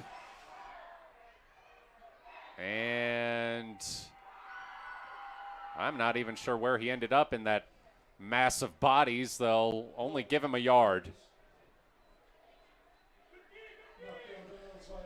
Yeah, the clock continues to run, so you're trading 30 seconds at a time for a yard or two. That makes it tough to come back from a deficit. We'll see if they open up a little bit here. 2nd and 9 for Junction City from the 50-yard line. 2.5 minutes to go in the 3rd quarter. Henley leads 28-7. Rothenberger back to throw, goes over the middle. It's caught, and they will have the 1st down. That's Avery Thomas on the reception. Well, actually, yeah, they will give him the 1st down. That's more what you expect, just a downfield pass. 10 yards, just enough for the 1st. Junction City, now they're moving the football a little bit on their possession here in the 3rd quarter. Henley still with a nice cushion, up 3 touchdowns. 1st and 10 from the Hornets 40. Rothenberger back to throw, feels pressure, gets it out, and a flag comes in. I'm almost certain that's going to be a holding on the Tigers, and the referee quickly indicates as such. These teams are very disciplined. We haven't seen many flags tonight at all. I'm pretty sure that's the second one. Yeah. Junction City took a delay of game on a punt. Right. They were trying to work the hard count. So yeah, we're 3 quarters in, and we've only seen a couple flags. That's a good, clean game. Absolutely. Credit to these teams. But that's going to make it very difficult here for Junction City. They're the 1st and 20, it looks like. Yeah, back to their own 49. Not a distance you want to have as a wing T offense.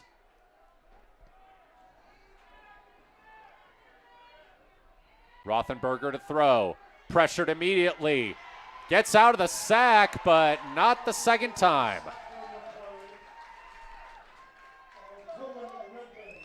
There were 4 Hornets back there. Cohen Redmond ended up with the tackle. And that defensive line for Henley has really, really played well tonight. Applying pressure at all the right times. Stopping the run. They really played well.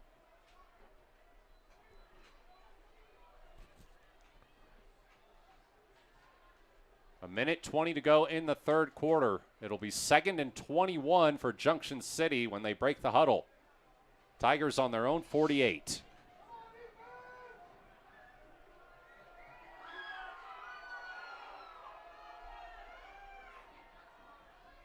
Rothenberger throws left side. It's caught and hit immediately is Kevon Riley. That was a good throw, just a little bit short of the first down. No, it'll be well short of the first down. Oh, I'm sorry. I'm looking at the. You're looking, yeah. I had a poll right there. I didn't That's see. okay. That's all right. But 3rd yes, and 11. That makes it a little different situation, doesn't it? 3rd and 11. Quite a bit, yes.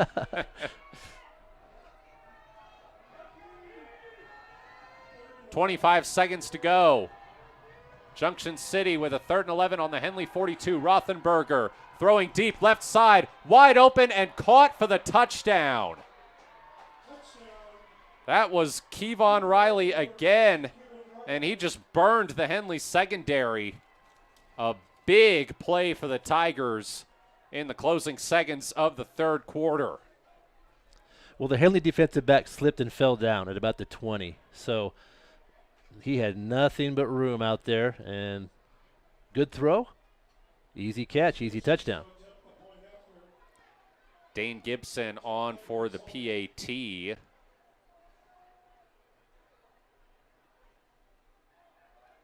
It is up and good.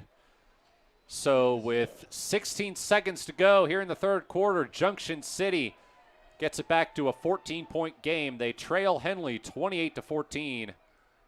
We'll go ahead and keep it here since the quarter's about to end.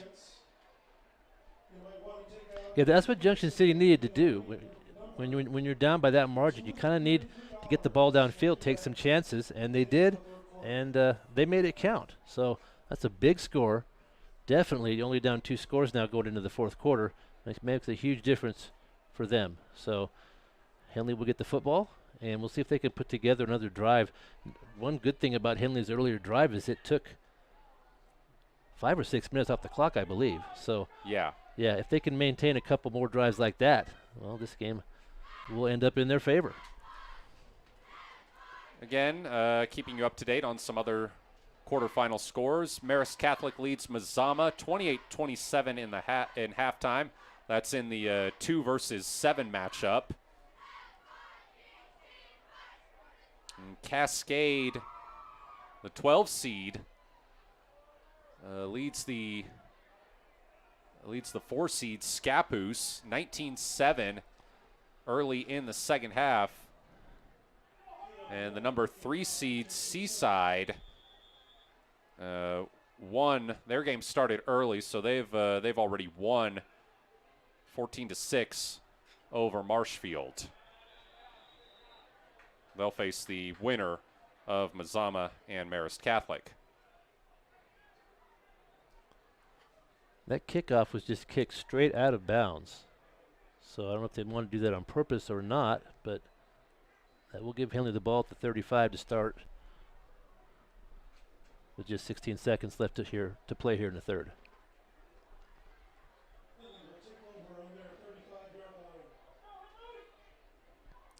Yeah, good place to start another long drive.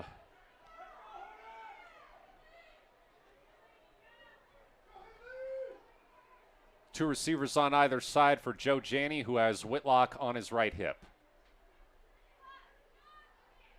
Hand it to Whitlock. He tries to break up the middle, spins his way to the outside, spins his way back inside.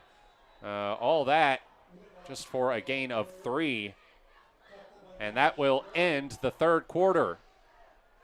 Henley is 12 minutes away from their first trip to the state semifinals in 33 years. They lead Junction City 28-14. Matt Boland here alongside Kevin Petrik. Be right back. You're listening to Henley Football on 104.3 and 960 Sports and watching on mybasin.com. Introducing Smith Bates Marcom Solutions, your trusted partner in marketing and communication. We specialize in crafting compelling campaigns, eye-catching graphics, and impactful branding materials. Smith Bates is like working with dependable friends. They always help us build our professional image. Through the innovative strategies that the team at Smith Bates suggested, we've been able to give the brand at Calor the boost that it desperately needed. Unlock your potential with Smith Bates Marcom Solutions.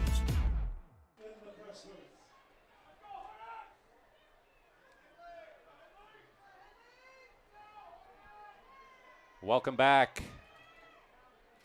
2nd and 7 for Henley from their own 38 to start the third quarter. Trips right, one to the left. Whitlock on the left hip of Janney. Designed run for Janney. Sneaks his way up the middle and gets a good gain. He'll be within a couple yards of the first down. It'll be 3rd and 2. Yeah, he's slippery when he runs up the middle.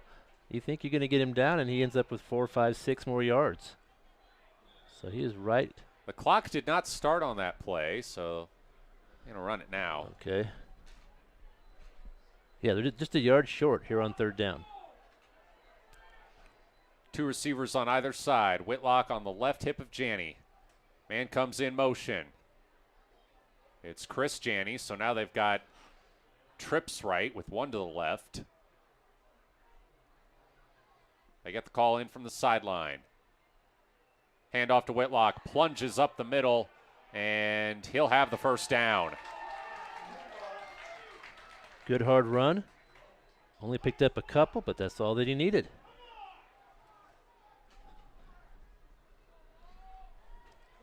And we've seen Henley do this now.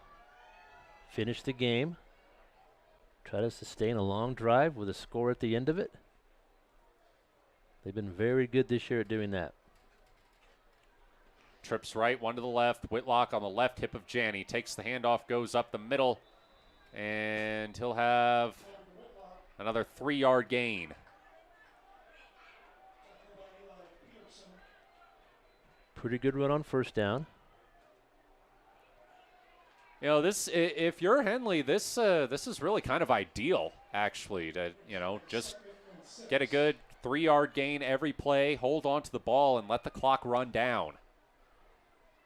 You're right at about 10.5 minutes to go in this game with a 2-touchdown lead.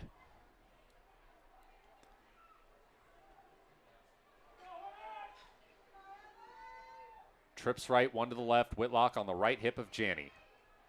2nd and 6 on the 50. Fumbled but picked up by Janney, and he'll turn that into a gain of 2. That was some good awareness by Joe Janney there. He didn't even hesitate. He knew the play was broken. He kind of mishandled the snap, and he just picked it up and ran forward, and he was able to make a positive gain. 3rd and 5 for Henley on the Junction City 48. Two receivers on either side. Whitlock on the left hip of Janney. Janney back to throw. Lets it fly down the right side. Just over the outstretched fingertips of Bryson Montag. So Henley will have to punt.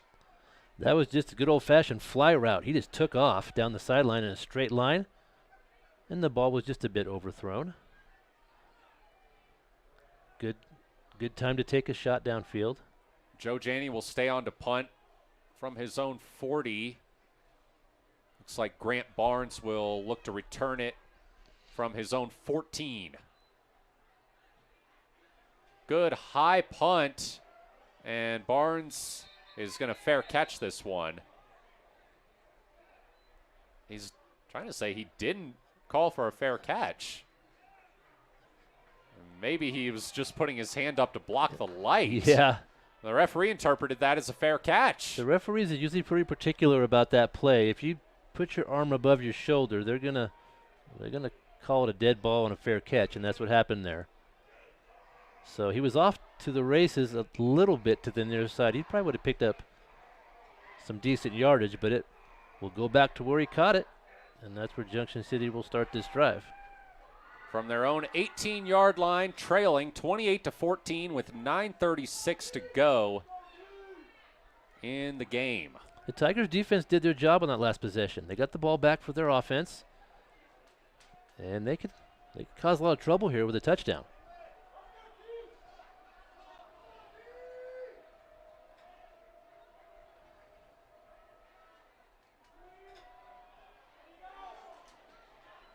The run out to the right side.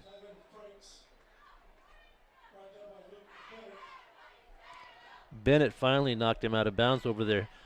He's a good runner. Franks is a good runner. He's hard to bring down. A couple missed tackles in this game. There was one in the backfield on that play as well.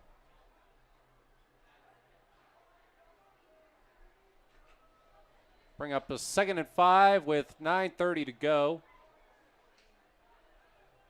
Junction City not going to the hurry up yet. Tigers on their own 23. Rothenberger back to throw, caught for the first down at the 25. That was Kevon Riley leaping up to make that grab. Yeah, that was a good catch. He had to go up a long way to get that, but he was able to bring it in and pick up the first down. And you're right, when you run the football a lot, or you have a completed pass, that clock doesn't stop. It continues to run, and that's to Henley's advantage right now. Fresh set of downs for the Tigers from their own 27. Rothenberger throwing deep left side and well overthrown. That was intended again for Kevon Riley. Bryson Montag had good comes coverage. In. Flag is in. It's in the trenches, and Junction City's backing up.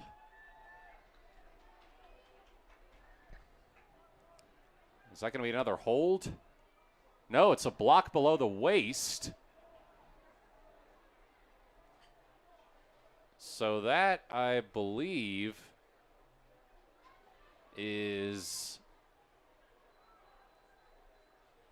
that a 15-yarder? No, 10. 1st and 20 for Junction City from their own 14. It's a costly penalty.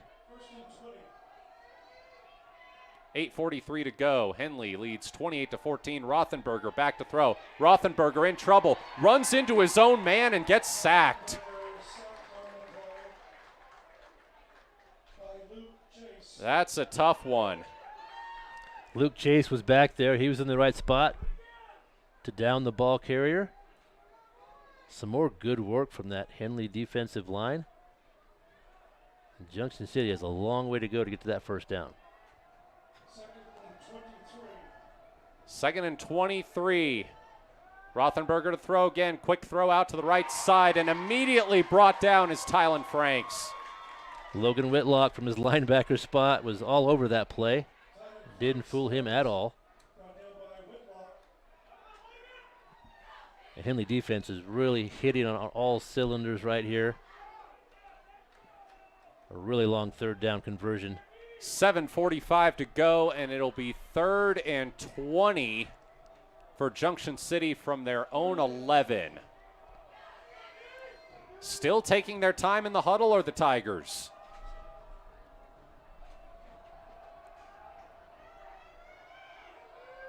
Henley side gets loud. Rothenberger drops back. He's chased, rolling right, lets it fly, tipped and falls incomplete, but a flag comes in. And an immediate uproar from the Henley sideline as it looks like that's going to be called PI. Well, we'll see how they sort this out because it was such a long distance to a first down. We'll see what the call is because it might not be a first down. We'll see what they decide. It is pass interference. Usually when you see pass interference, it's a first down, but this is an odd situation. It was 3rd and 20 plus. They say it's an automatic first down, but they haven't changed the down marker. That's what we're waiting to see. And it looks like it'll be 3rd and 11. Yeah, now the PA announcer has corrected himself. So it's 3rd and 11 for Junction City from their own 21. Rothenberger, quick throw to the left side. Trying to make some room, but brought down immediately. That ball might have come loose down there. It's Henley ball.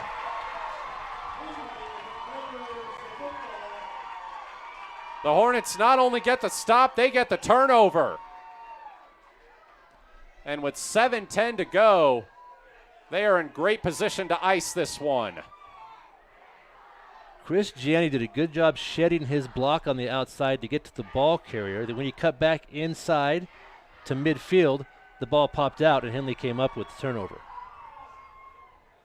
That Henley defense really, really playing well, especially here in the second half. Another quick score update for you. Cascade leads Scappoose 19-17 at the end of the third quarter.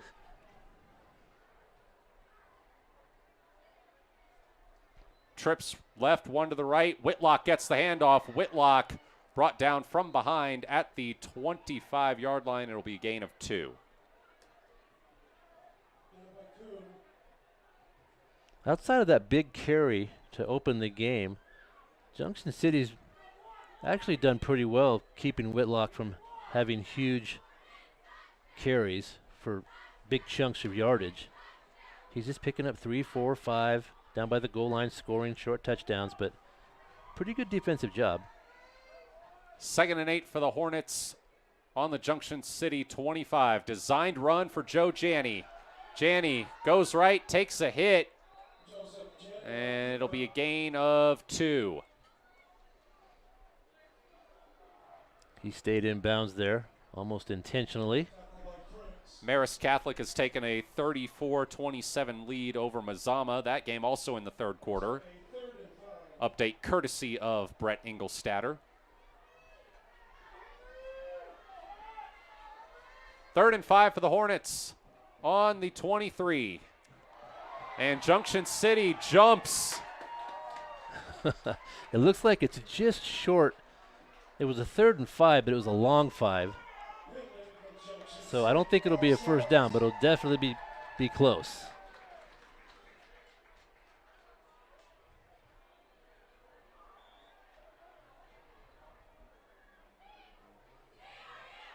.5:53 to go in this game. Henley with a 28-14 lead. They've got 3rd and 1. Whitlock gets the carry, breaks through, gets down to the 5. It was almost like he teleported down there, Kevin. He did. He really moved laterally for about 4 yards. He was kind of shuffling side to side, made some nice moves, and then found a little gap, was able to push forward. So it'll be a 1st and goal for Henley from the 6. 5:25 to go, clock running. They're taking their time to get the call in from the sideline. Trips left, one to the right. Whitlock on the right hip of Janney.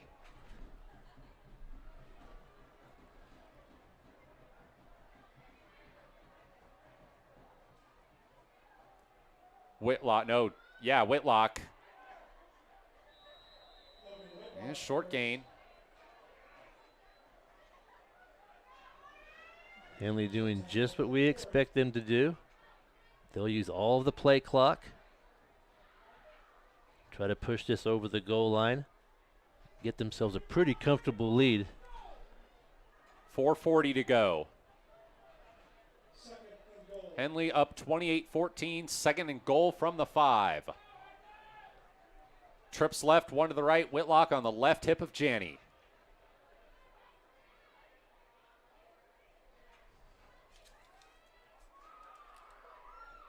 They wait. It goes to Whitlock. Whitlock! Touchdown!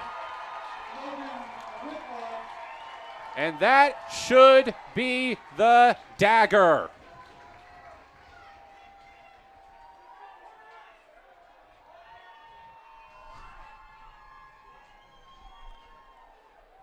Henley put the ball in the hands of the guy you want to have it. Logan can find that end zone, and he did again.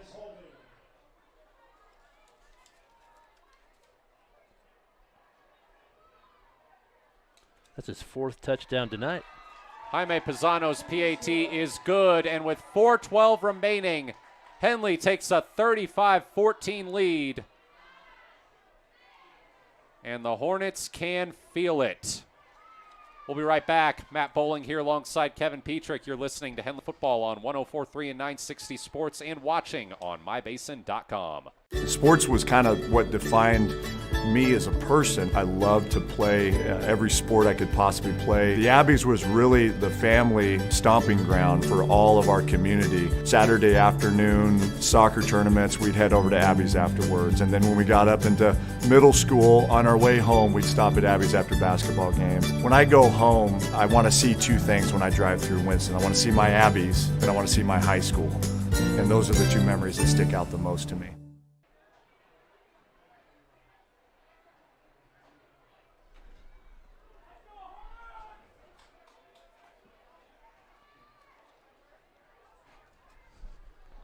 Welcome back. 5-yard touchdown run from Logan Whitlock gives Henley a 35-14 lead with 4:12 to go in this state quarterfinal game. Kickoff returned from just past the goal line and brought down just past the 20 is Josh Berry. Flags coming in late. There were 2 different officials that threw flags, and that was right at the end of the play. As they sort this out, we want to update you on the Cascade-Scappoose game. Scappoose has taken the lead 24-19 with 8:28 to go. We're seeing some wild games across the 4A bracket tonight. Really exciting back and forth games. The officials now, they're all in a huddle. All 5 officials are talking this out. I didn't see what happened. I was watching the ball carrier. I think it might have been away from the ball. Yeah, there was a bit of a scuffle. Looked like one of the Junction City players was being held back by a teammate. So probably some personal fouls going to be assessed here. Tigers are backing up. Well, you know it's going to be on them. Well, the Henley fans reacted, so it makes me think that this would be against Junction City, yeah.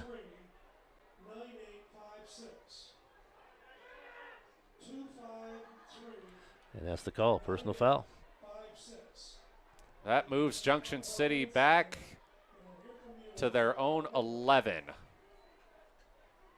4:03 remaining. Tigers trail 35-14. These last few minutes just have not gone their way for the Tigers. Henley really, really playing well and very close to putting this game away with just 4 minutes left. Rothenberger to throw. Pressured immediately. Throwing from the end zone, and it's into the ground. He had to throw that ball way before he wanted to.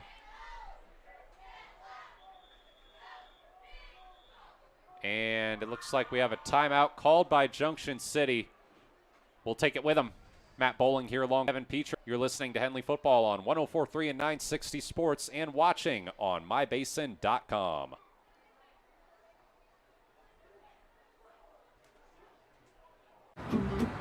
Thanks to Les Schwab Tires, I'm a confident backseat driver, but Mom's a little stressed about spending. Remember, deep breaths and watch your speed.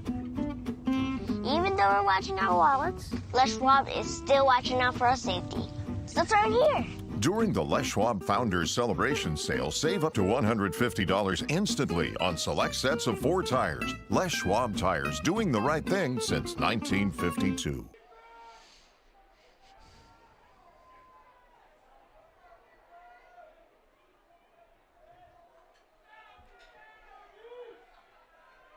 Welcome back. Junction City with a 2nd and 10 from their own 11, trailing 35-14 with 3:51 to go.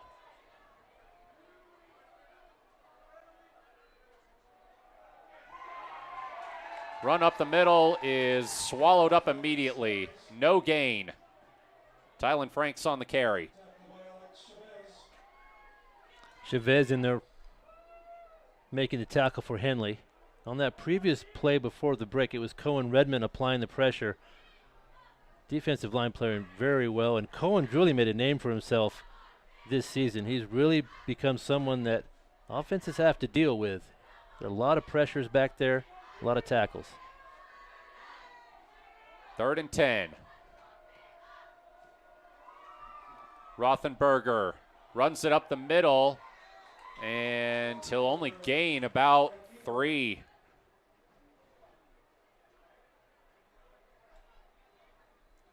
Henley's willing to trade these little 3-yard gains for that time peeling off the clock. We're under 3 minutes now left to go. And it looks like Junction City's going to punt. The white flag has come out for the Tigers. They just haven't been able to execute their offense this second half. Henley again making good adjustments. Bennett calls for a fair catch at midfield. Takes it at the 46. So Henley, with 2:31 to go, can run this out from their own 46-yard line, up 35-14. You know, when you look at Henley, you look at their statistics and you watch them play, you think that they have an explosive offense, which they do. They're not really credited that much for having ball control. They do that as well. Second half of these games, they're very good at finishing games, and they can score the long touchdowns and throw the ball around. They can also run the clock down, get 3, 4, 5 yards at a time, and finish a game that way. So very impressive. Both sides of the ball tonight, to be honest. Just well-played football from Henley. 2 receivers on either side for Joe Janney, who has Whitlock on his left hip. Hands it to Whitlock. Whitlock breaks up the middle and brings it all the way down to the Junction City 44. Just short of the first down. Henley looks to me to be stronger as the game goes. They don't look tired at all. I think Junction City they look a little tired out there. Players with hands on their hips, kind of walking in circles. You see that sometimes. Players get tired. 2nd and 1. 1:54 to go. Clock running. 2 receivers on either side. Whitlock on the left hip of Janney.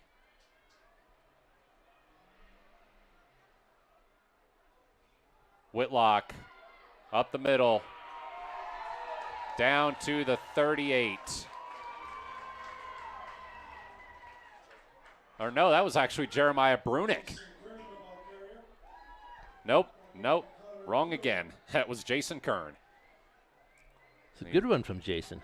Third string running back in now for Henley. And yeah, you're right. A good run from Jason Kern. Yeah, Henley just looks strong. 1:12 to go. Clock running. They might only need one more play, and then they can kneel it out. Actually, Henley's going to call timeout now. They may be trying to get some different personnel in there for the last minute here. What a game. What a game from Henley. That's what a number 1 team looks like. Visiting team comes in from across the hill. A good team with a good defense, and Henley just continues to do what they do, executing on both sides of the football.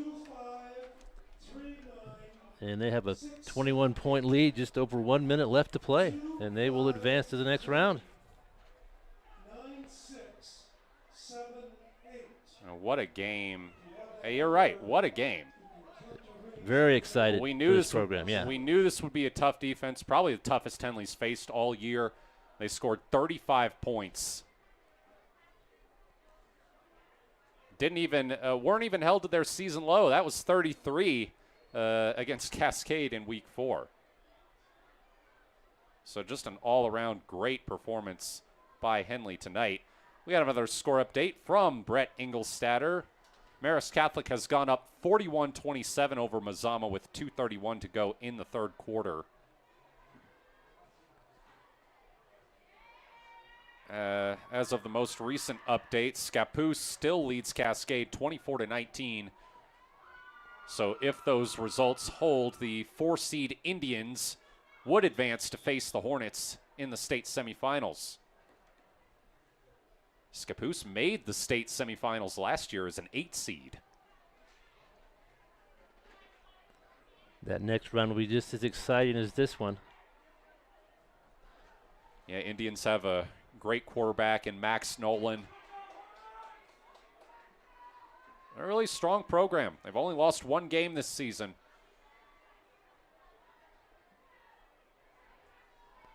Have a couple of timeouts here. Both teams trying to sort out their personnel, get everybody on the field that they want to get on the field. We're trying to finish this thing up.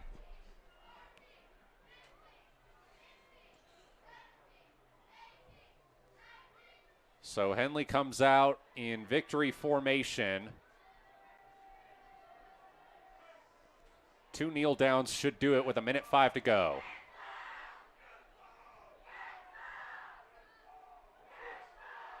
Well-earned victory for Henley. There's 1 knee. It's Trapper Kundal in to take the knee. Nice move by Alex Stork and company, letting the backup kneel this one out. Clock continues to run. Probably just 1 more snap. Yep. Maybe 2.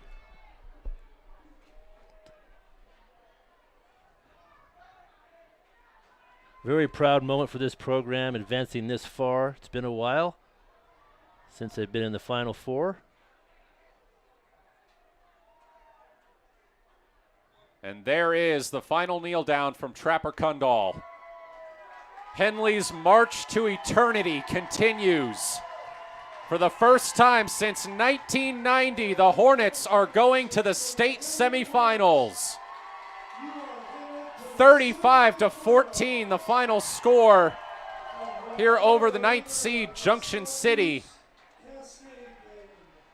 They will advance to face the winner of the Scappoose Cascade game next week. That game is still ongoing.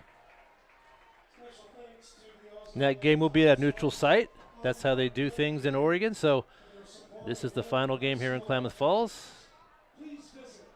We don't yet know where exactly the neutral site will be next week. They don't typically announce those until the week of. I think typically they'll see who the opponent will be for Henley, and then they'll try to pick a space kind of in the middle so it's equal travel for both teams. And the game will be played either Friday or Saturday. It'll all be determined once we figure out all the winners tonight.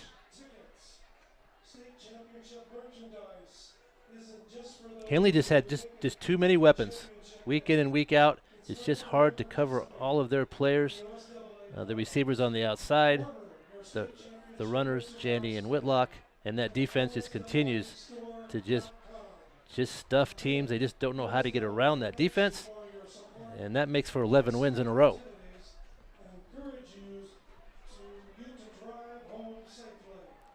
Henley, the only undefeated team in the state. They are 11-0 now, and they keep that #1 ranking and continue their playoff run next week.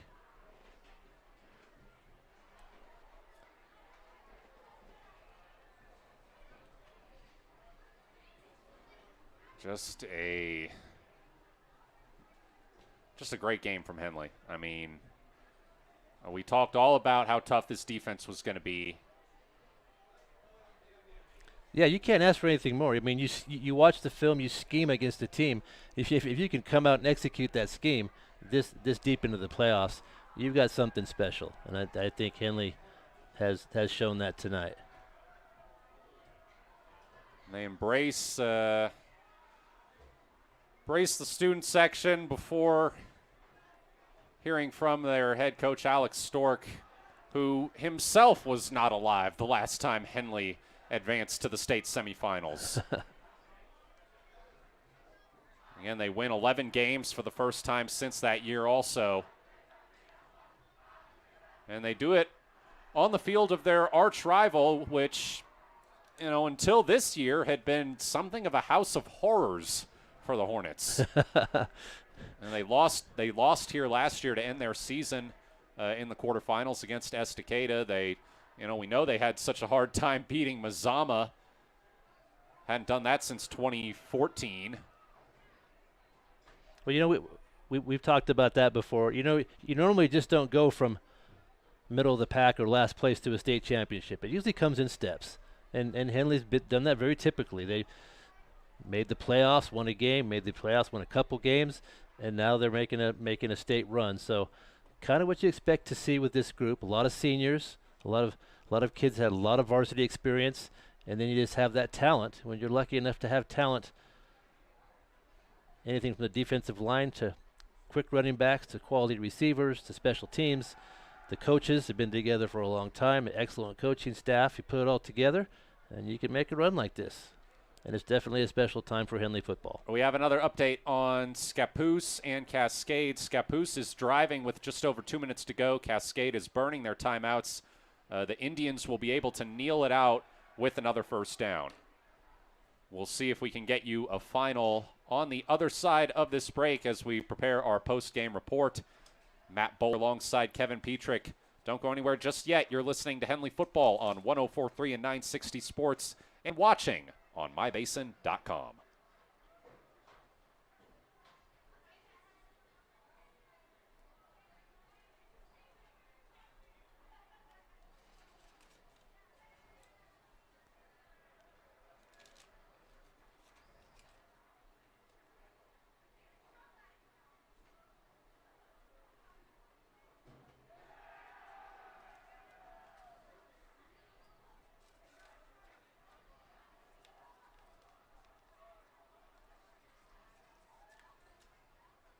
Threads. There are many threads that run through our region. There are churches and schools and little league teams that bring us together and bind us into communities. There are roads and cars. There are houses and jobs and businesses, all woven together to make the fabric of our communities. There are financial threads that are part of that tapestry as well. For over 80 years, it's been our pleasure to be headquartered here, providing financial services to generations of our friends and neighbors. From that first savings account, to retirement planning, and all of the cars and houses and groceries in between, we keep your money local, investing it back into our communities, adding more threads to the fabric to make our communities stronger. Pacific Crest Federal Credit Union.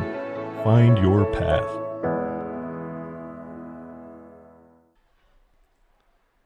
At Clown Falls, we built our business on that simple promise. Well, that and some of the best people you're ever going to meet. Hi, I'm Rob Cedar, General Manager at Clown Falls Subaru.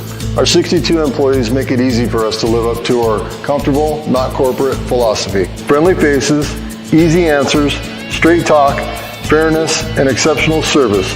These are the things you expect. These are the things that all of our people deliver. Our management team, sales pros, certified service and body shop techs, lot attendants, and detail experts are all 100% focused on you. Local people putting their friends and neighbors first. At Clown Falls Subaru, that's the only way we do business. It's comfortable, not corporate. Our team members also spend hundreds of hours each year supporting local charities and events through the Subaru Love Promise. That's the kind of people they are. We're very proud of them. They're your friends, they're your neighbors, they're glad to know you, and they want you to be glad to know them too. I'm Rob, and this is what makes us comfortable, not corporate. Introducing States Marcom Solutions, your trusted partner in marketing and communication. We specialize in crafting compelling campaigns, eye-catching graphics, and impactful branding materials. Smith Bates is like working with dependable friends. They always help us build our professional image. Through the innovative strategies that the team at Smith Bates suggested, we've been able to give the brand at Calor the boost that it desperately needed. Unlock your potential with Smith Bates Marcom Solutions.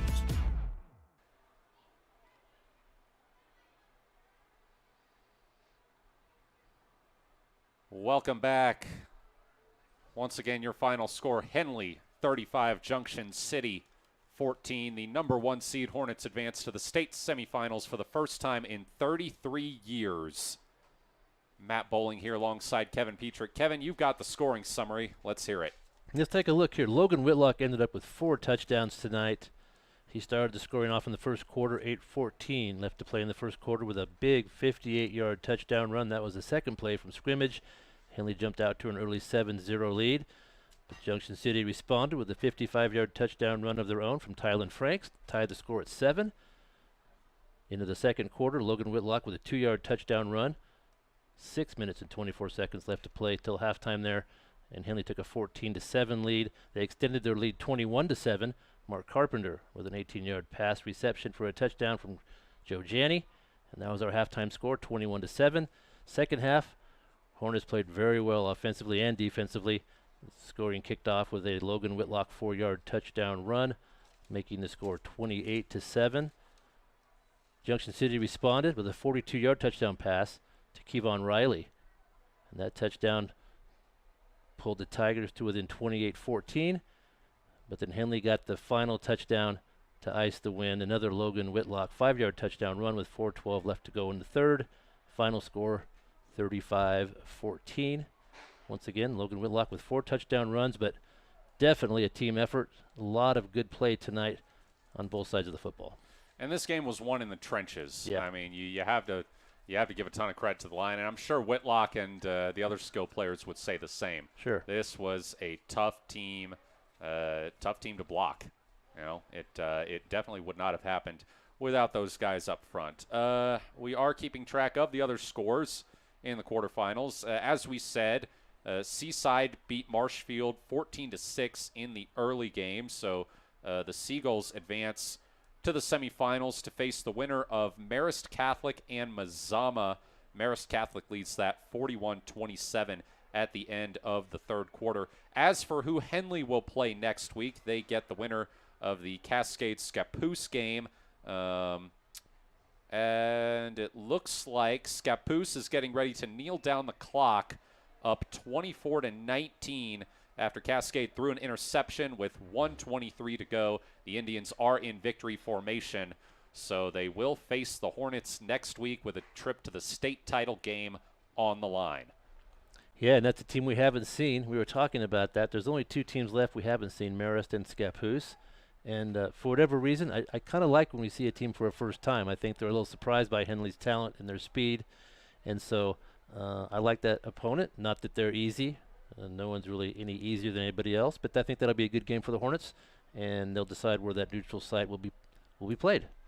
I'm not going to lie. Personally, the idea of a Cascade rematch had me a little nervous, considering how close that game was in Week 4. But it will certainly be interesting to see Scappoose, who should be no less of a challenge. Yeah, until a team figures out how to stop the Henley offense, Henley's going to continue to do well. I haven't seen a team yet do it this year. Teams have done it in spurts. We saw a couple good quarters from Cascade. North Bend played tight for a bit too, but second half Henley just a good finishing team. They made good adjustments. They played really well down the stretch. I thought they looked conditioned. They didn't look tired to me at all. So Henley's going to be a tough out the next 2 weeks. We have one more break to take. We will wrap things up when we come back. Matt Bowling here alongside Kevin Petrik. You're listening to Henley Football on 104.3 and 960 Sports and watching on mybasin.com. Wait, all I do is wait. So lonely, I just sigh and moan. Seems like I've been waiting forever, wondering if you're coming home. I just saw your face, I know you're coming home. I swear there is no place. During COVID, I gained over 24 pounds. I lost motivation in working out. I lost motivation in eating healthy. And for me, if I'm not active, I just don't eat well. But then I started taking a class at Harbor's gym called High Low. The first week I felt like I didn't fit in and I couldn't do it, but the instructor was so kind and thanked me for coming and told me how well I did. I was like, no, I wasn't, but it made me come back the next week and the next week. And soon enough, I was keeping up with the class. I started introducing more classes and then going Saturdays. I learned how to lift weights accurately with repetition. I started lifting on my own. I started golfing too with my husband. And all of a sudden, I was buying salads instead of sandwiches. Small victories happened week by week, and it's 100% because of Harbor, their staff, their gym, the golf. My husband is getting out of the house and working out with me. His golf game is increasing, we're lifting together, and we feel good. Harbor, where I lost my reins and got my gains. Threads. There are many threads that run through our region. There are churches and schools and little league teams that bring us together and bind us into communities. There are roads and cars, there are houses and jobs and businesses, all woven together to make the fabric of our communities. There are financial threads that are part of that tapestry as well. For over 80 years, it's been our pleasure to be headquartered here, providing financial services to generations of our friends and neighbors. From that first savings account, to retirement planning, and all of the cars and houses and groceries in between, we keep your money local, investing it back into our communities, adding more threads to the fabric to make our communities stronger. Pacific Crest Federal Credit Union. Find your path.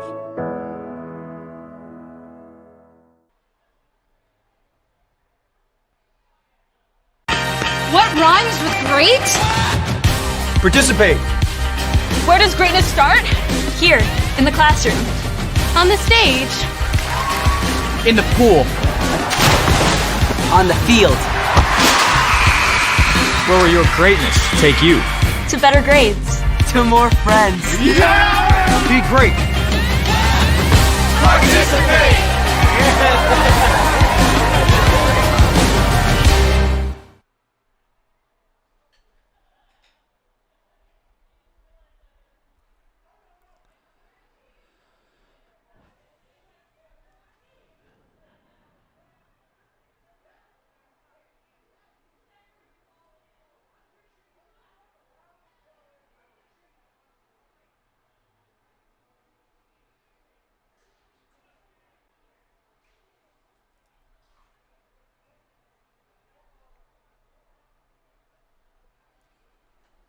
All right, welcome back. Henley with a 35-14 win over Junction City to advance to the state semifinals. Any final thoughts, Kevin? No, I think Henley's in a great place. You know, you just hope that your kids are healthy and you're playing your best football at the end. I think Henley is. I think next week we're going to see something a little different. The coaches have been very good at looking at film and scheming. I think we will see a little more open offense, maybe some more passing. So have a little change of pace next week, but definitely will be facing another good team, and we'll see if Henley can keep this ball rolling. Yeah, Henley, number 1 seed Henley versus number 4 seed Scappoose next week at a site to be determined for a spot in the OSAA OnPoint Community Credit Union 4A football state championship. This will be our last video stream on mybasin.com, as the NFHS network has sole rights to the state semifinals and state championship games. However, we will continue to broadcast on the radio on 104.3 and 960 Sports for either one more game or two more games, depending on how things go next week. But I can say it's been a pleasure to be running this simulcast for much of the season, even if it is a little difficult. It's going to feel a little weird next week, not having as much to do. We've enjoyed, seeing those of you who are tuning in. We've enjoyed reading some of your chats, the nice ones at least, right? It's great to see, though, that when we have hundreds of people tuning in, that feels good. When you're doing radio only, you don't know if there's 5 people listening or 500 people listening. So, but to see it on the YouTube and see people reacting in real time, it's fun. It's fun. I won't lie. And, it's been I'm a pleasure. It's been really fun, and Klamath Falls has a great football community, so it's really great to be a part of that. Yeah, no, exactly. And it's been a pleasure to call games for this Henley team this season, but the Hornets are certainly not done yet. All right, that about does it for us here at Viking Field. One more time, the number 1 seed Hornets advance to the state semifinals for the first time since 1990 with a 35-14 win over the number 9 seed Junction City. For my partner, Kevin Petrik, and our cameraman, Christian Shira, I am Matt Bowling saying good night. Thanks for watching. Thanks for listening. You've been listening to Henley Football on 104.3 and 960 Sports and watching on mybasin.com.